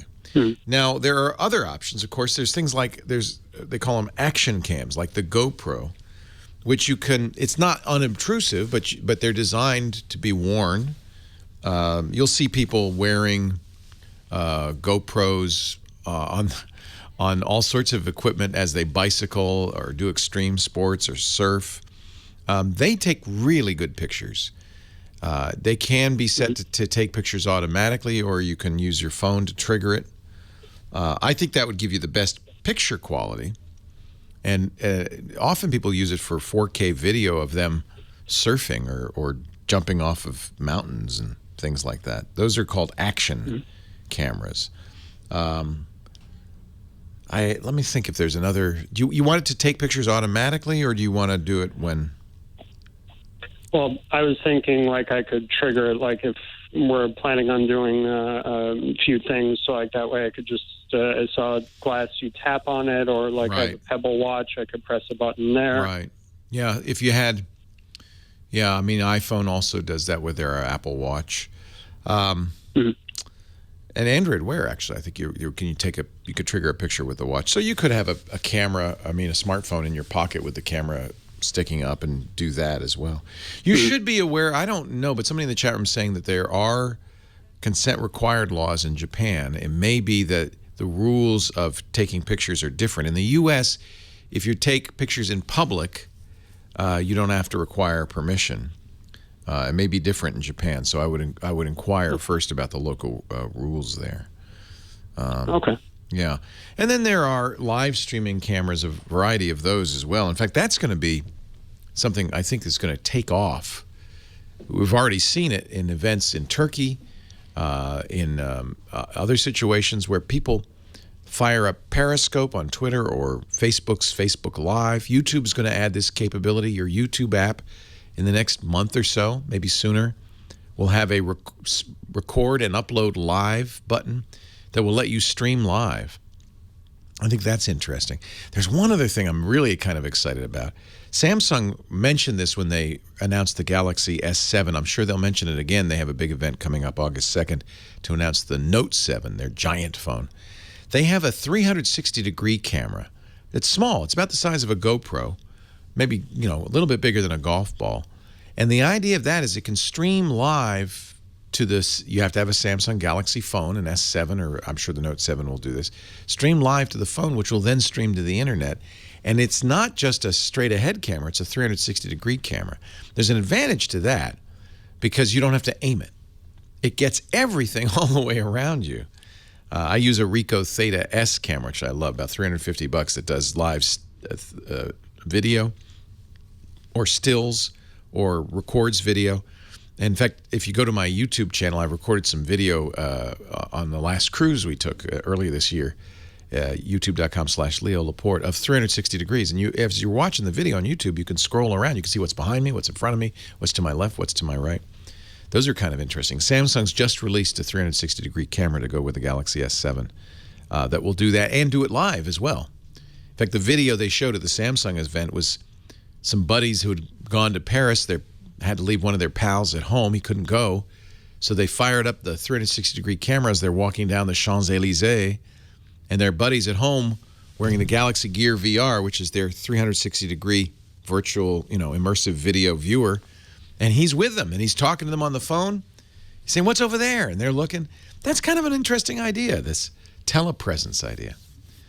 So there you go, a bunch of stuff. We'll put all the links to the various things I mentioned in the show notes. TechGuyLabs.com. Pretty much, there's nowhere you can go without being on video these days. That's good, and that could be bad. Leo Laporte, the Tech Guy.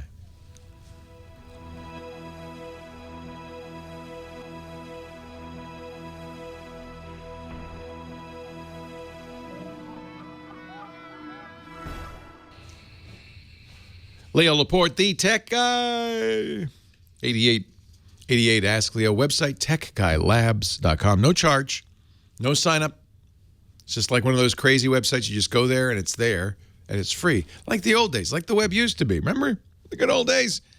Jerry, Hatfield, PA. Hello, Jerry. Leo Laporte, the Tech Guy. Hello, Leo. I have a question, but prior to that, I have a comment. Mm-hmm. Go back to the Tech TV, ZD TV, back in the late 80s. I dimly remember those. Yeah. And you and Kate made an appearance at a Gateway store in Southeast PA that was a naval air station. I remember that. Was it at York, or where were we? I can't remember. Horsham. It was Horsham, PA. Yeah, I remember that. It was fun. And when my wife and I got up to the table, you stood up and shook her hand, and she never got over that. How you're such a gentleman. Well, I don't know what came over me that day, but I'm glad she has a positive memory. The red sponge with ZDTV on it, and we got a fine portrait of you and Kate. Yeah, fun. That was fun. That's the old TV show we did. And it was me and Kate. That must have been 1998 that you saw us, something like that. Yeah. No, I remember it was prior to me getting out of the military, and I was late 80s when I first started watching you guys. Well, I'm so glad you did, and give my regards to your wife. I'm standing right now. Leo, because her code's been disassembled. Oh. Is somewhere in the cloud. Oh, I'm sorry. She's up in the cloud. Good. Well, tell her, when you see her, next time you get disassembled, say hi to her for me. A question, Leo, and I think it's like a public service announcement if you could help us out. Sure. Telephones. I went to a voice over IP. Yeah. And I'm using Magic Jack. And I know it does very few features. Yeah, but it's good. I mean, a lot of people use Magic Jack, and it's very affordable. What is it, like $20 a year or something? It's very affordable. Yeah. But my question is, I keep getting these telemarketer calls. And if there was something on the market available, like a box you could put between the phone, so they would answer and say, "Okay, push this button here," and then it would ring through. So Magic Jack's giving you a normal phone number. Yeah. And is it listed in the phone book? No. No. So what's happening is these telemarketers, gosh darn them, are just random calling numbers, obviously, unless Magic Jack. I hope that Magic Jack didn't sell your number to some lists. That's possible as well.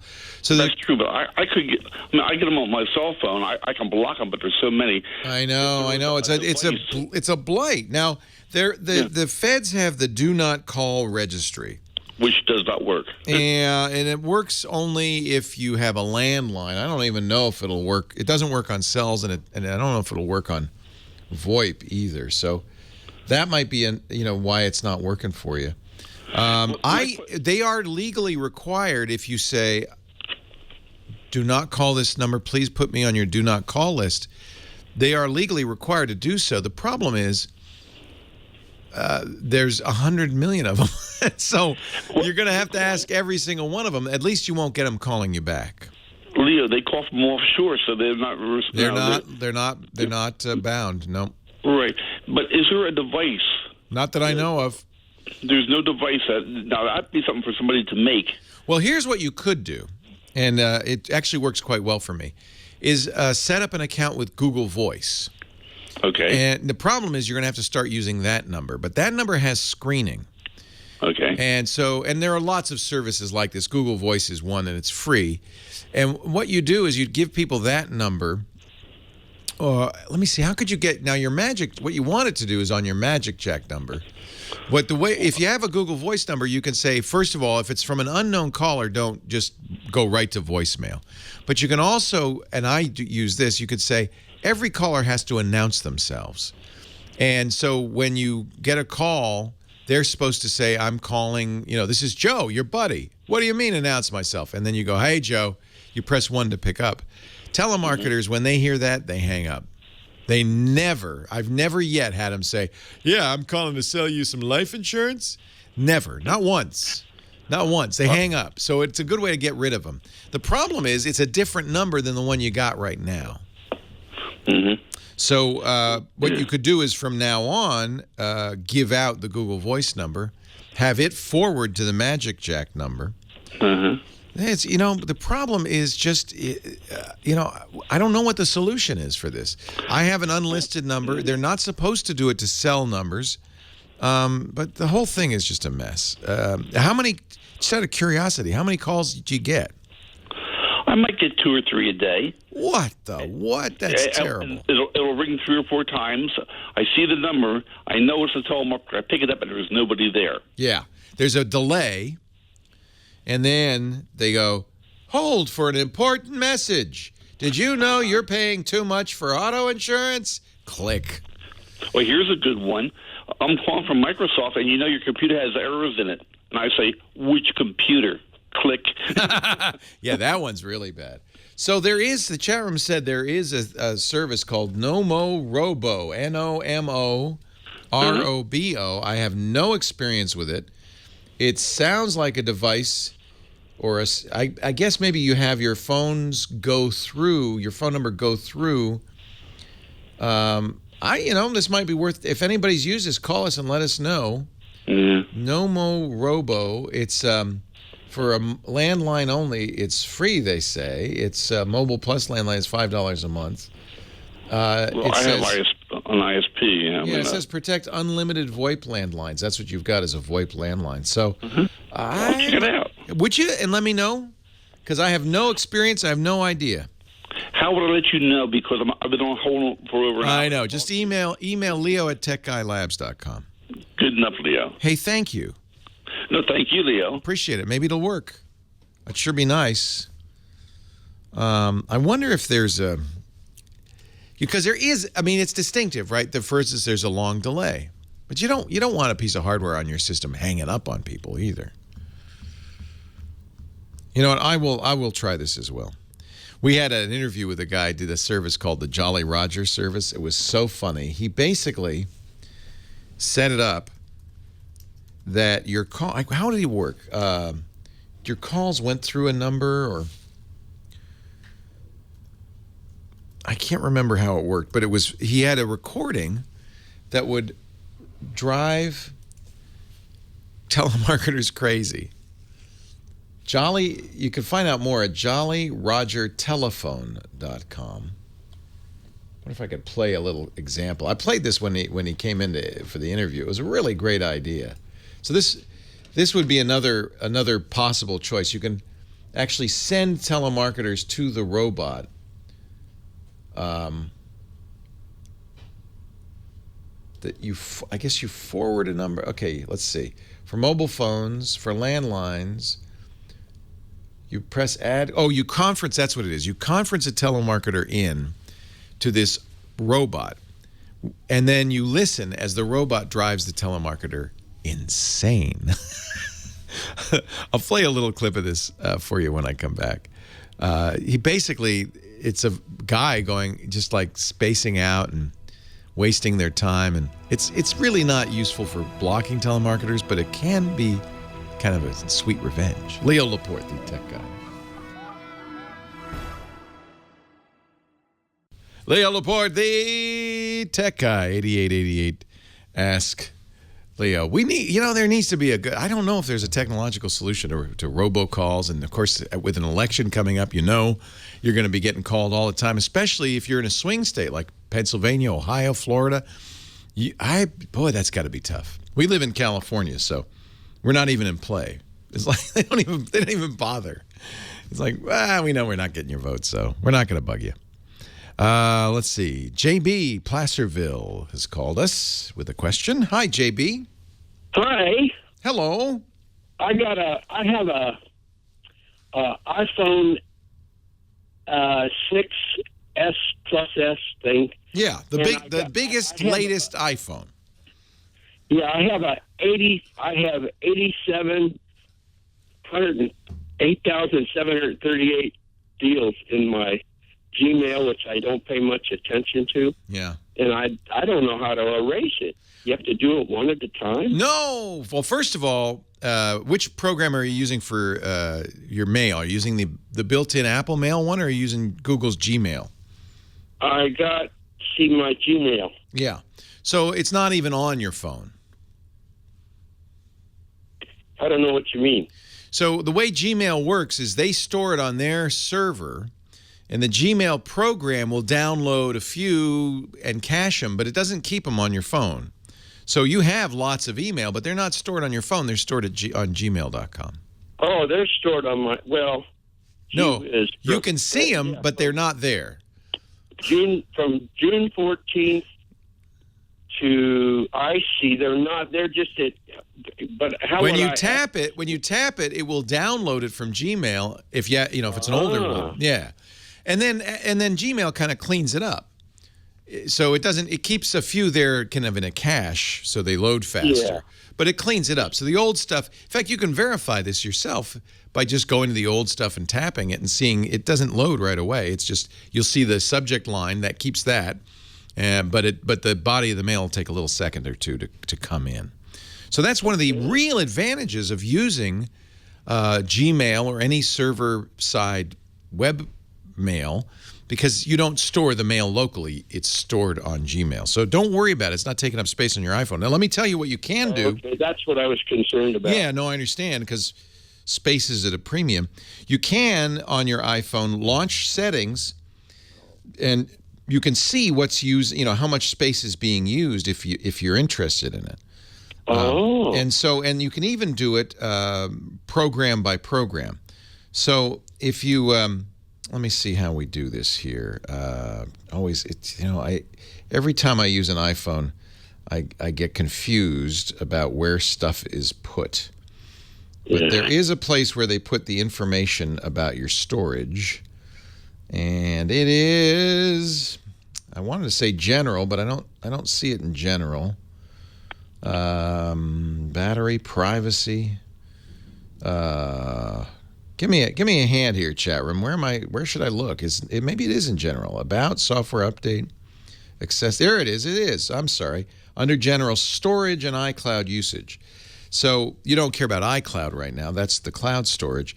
But under storage, you'll see how much is used, how much is available, and then there's a button that says manage storage. Now, click that and wait, because it's going to load every application. You'll see Gmail on there, by the way, and you can see how much space it's using. It sorts those. When I look at it, it says used 26.7 gigabytes and available 28. So you're golden, dude. You have a 64 gig iPhone and you haven't even used half of it. Okay. But if you do start to run out, you can see what's using it. So, for instance, on mine, I see that music is taking up quite gigabytes of space because I've downloaded some music so I can hear it when I'm on an airplane or somewhere I don't have internet access. I see cameras and photos. That's taking up a lot of space. My audio books, that's taking up a gigabyte or two. And so you can see exactly what it is. And if you decide, hey, I don't want all of that space taken up, you can actually go to click the app and delete it, and it'll delete the app and all the space that it's using. Oh. So another way to save money. Well, just tap it. So you're in general, the general settings, general, and you're under the storage and iCloud usage, and you tap manage storage, and then you'll see a list of all your apps and how much data they're using. Tap, let's say, you know what? I see that I have a birding program that's using up a lot of space. I can see how much data it's using, how big the app is, and then if I tap the app, I can delete it if I want. You generally cannot recover data without deleting the whole app. But, here's a little tip. If you want, you could delete the app. That'll delete the data and the app, recover all that space, and if you need the app, reinstall it. Oh. Yeah. A little clever. Pokemon Go, good news. Only using 31 megabytes of data on my phone. Well, actually, in the iCloud total storage, it says 200 gigabytes and available is 126. Yeah, now that's iCloud. That's you're paying. That's why you have 200. You're paying a couple of bucks a month for extra storage. That's your backup, your stuff that you're putting on the cloud, like your photos, stuff like that. That's why they let you see both of those in that one page. That's useful. You got plenty of room, in other words. Don't worry about your Gmail. It's fine.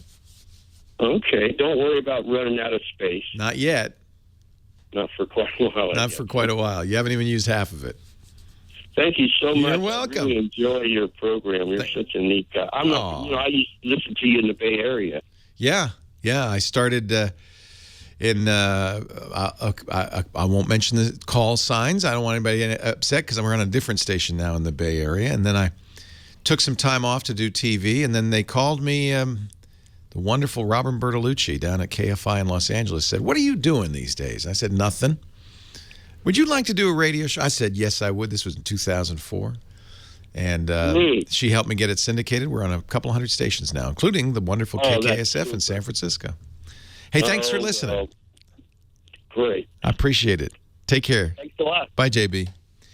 We're running out of time, so I will get to Ed in just a second. And the Gizwiz coming up. Dick DeBartolo, Mad Magazine's maddest writer. He always has a crazy gadget or two.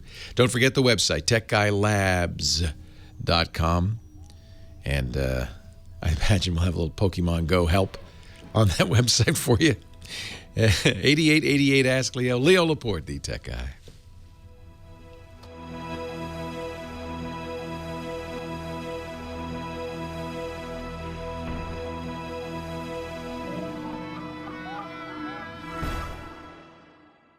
He's the roller coaster of gadgets, ladies and gentlemen. Dick, I think probably you hear this song and it brings you back. Ohio Players, 1978. Your disco houseboat. Yes. A party is going on right here. A celebration to last throughout the year.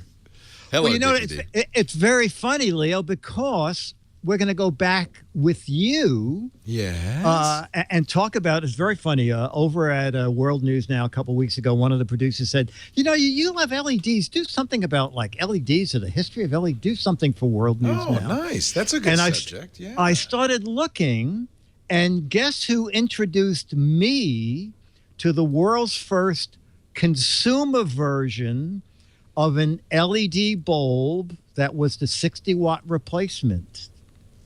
Does the name ring a bell? Bob Crane of C. Crane Company. Yes, but you were the one who brought it to the Daily Gizwiz. Oh, because Bob introduced it to me. Yes. I went to dinner with Bob, and he says, "I got to show you, Leo. I got to show you this." And at the time, it was like $100. I mean, yes, Leo, it was $110. Yeah. But he said this is gonna change the world, and boy, was he right. Absolutely. So then the next big jump was the Switch light bulb. I don't know if you remember Switch LED. It was just 4 years ago. It was the first dimmable. It also was one that had a warm light, whereas, most of them were using daylight. Originally they were very bright and white, yeah. And it knocked the price down to just $60. Wow. Okay. Yeah. Wow, what a savings. What a saving. And then I thought, let me go on Amazon and see what Cree is doing these days. So Cree is doing a couple things. The Cree, they have their latest is about a year old now. They've become, haven't they, the LED light kings. To go to. Exactly. Yeah. So they now have a soft white, and it's called the 4Flow. It's still a 60-watt replacement. Now, Leo, the Switch light bulb weighed 10 ounces.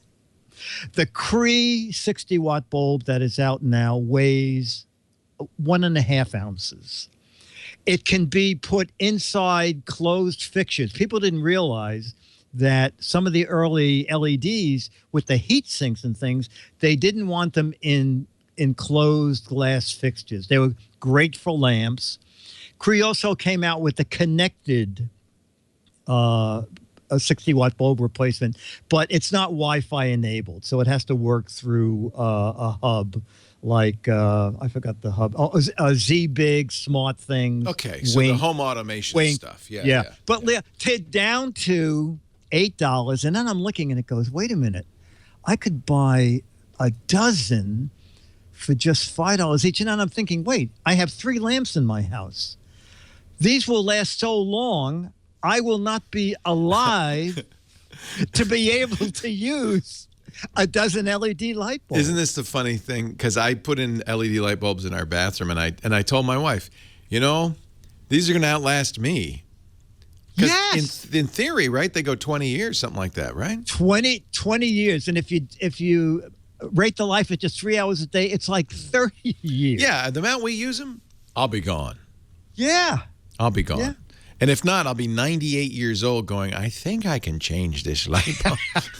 By then, it'll be like, let me put the new holographic light bulbs in. I was just going to say, yes. I was going to say, honey, do they have like 1,000-watt bulb equivalent so I could see in here? Yeah, that too.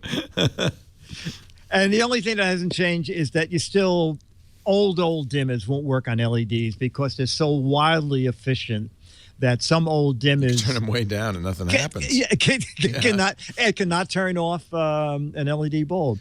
So Lutron makes one of those dimmers that you can plug a lamp into it and then control it. And I looked on Amazon; they're $13. This is what blows me away: is how the prices dropped. And Bob Crane told me that would happen. He said, "Look, it's $99 now, but you get into mass production; these are not going to cost much at all."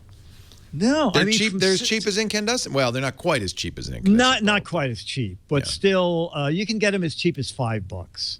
That's pretty good. Yeah, that's exactly. pretty good. Yeah, exactly. So Cree and they call them the Switch. No, the Switch was the $60 bulb technology. What's it called now? The Cree 4 Flow. The Cree 4 Flow. And it's on gizwiz.biz under your tab and also on Amazon, the 4 Flow. And have you tried them? Is the white really like soft like they say? It's a very soft white. And what's so funny is the bulb feels so light and chintzy. I actually dropped it on the floor. It turns out they're not glass, so it's even better. Oh, good. You can't break. They bounce. Yeah, they pretty much do bounce. And they look now pretty much exactly like a bulb. None of that fancy heat sink and stuff. It's gotten much easier. Yeah. Just Isn't amazing? Technology. Go to gizwiz.biz, click not the what the heck is it? The GizWiz Visits the Tech Guy banner. I should know better. And then you'll find links to the story about the Cree connected LED bulb and the Cree soft white LED and What the Heck Is It contest, a chance for you to win an autographed copy of Mad Magazine. It's Dick's website, GizWiz, GIZWIZ.biz, B-I-Z. And don't forget the GizWiz podcast, now in its 64th episode. 64. Is that right? No, 1,564. Okay, sorry.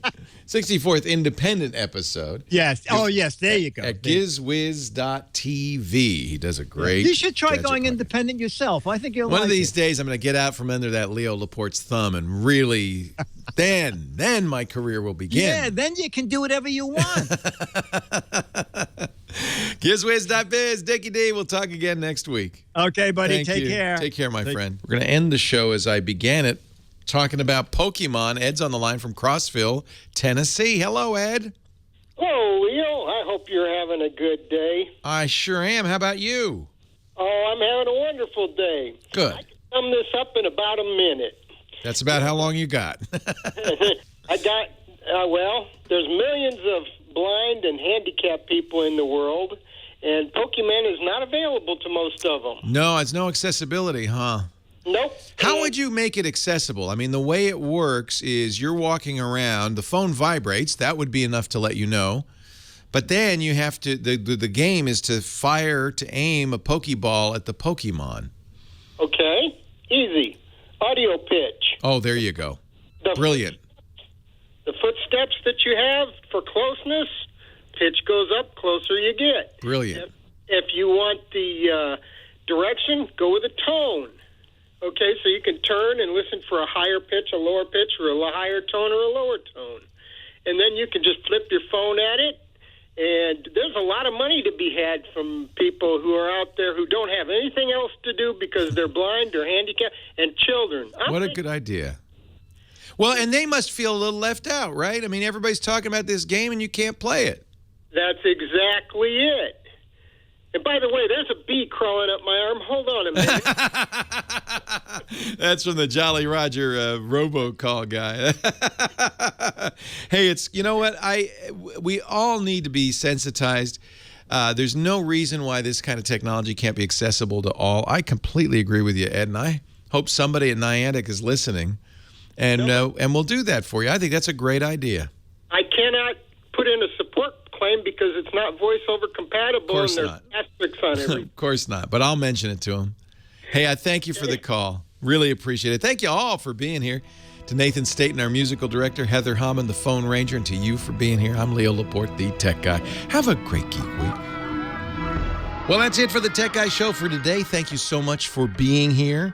And don't forget, it's just the tip of the iceberg. We do nearly 30 shows on the Netcast network. It's called TWIT, T-W-I-T. It stands for This Week in Tech, and you'll find it at twit.tv, including the podcasts for this show. We talk about Windows on Windows Weekly, Macintosh on Mac Break Weekly, iPads, iPhones, Apple Watches on iOS Today, security on Security Now. I mean, I can go on and on and on. You even get your daily dose of tech news with Tech News Today. And, of course, the big show every Sunday afternoon, This Week in Tech. You'll find it all at twit.tv.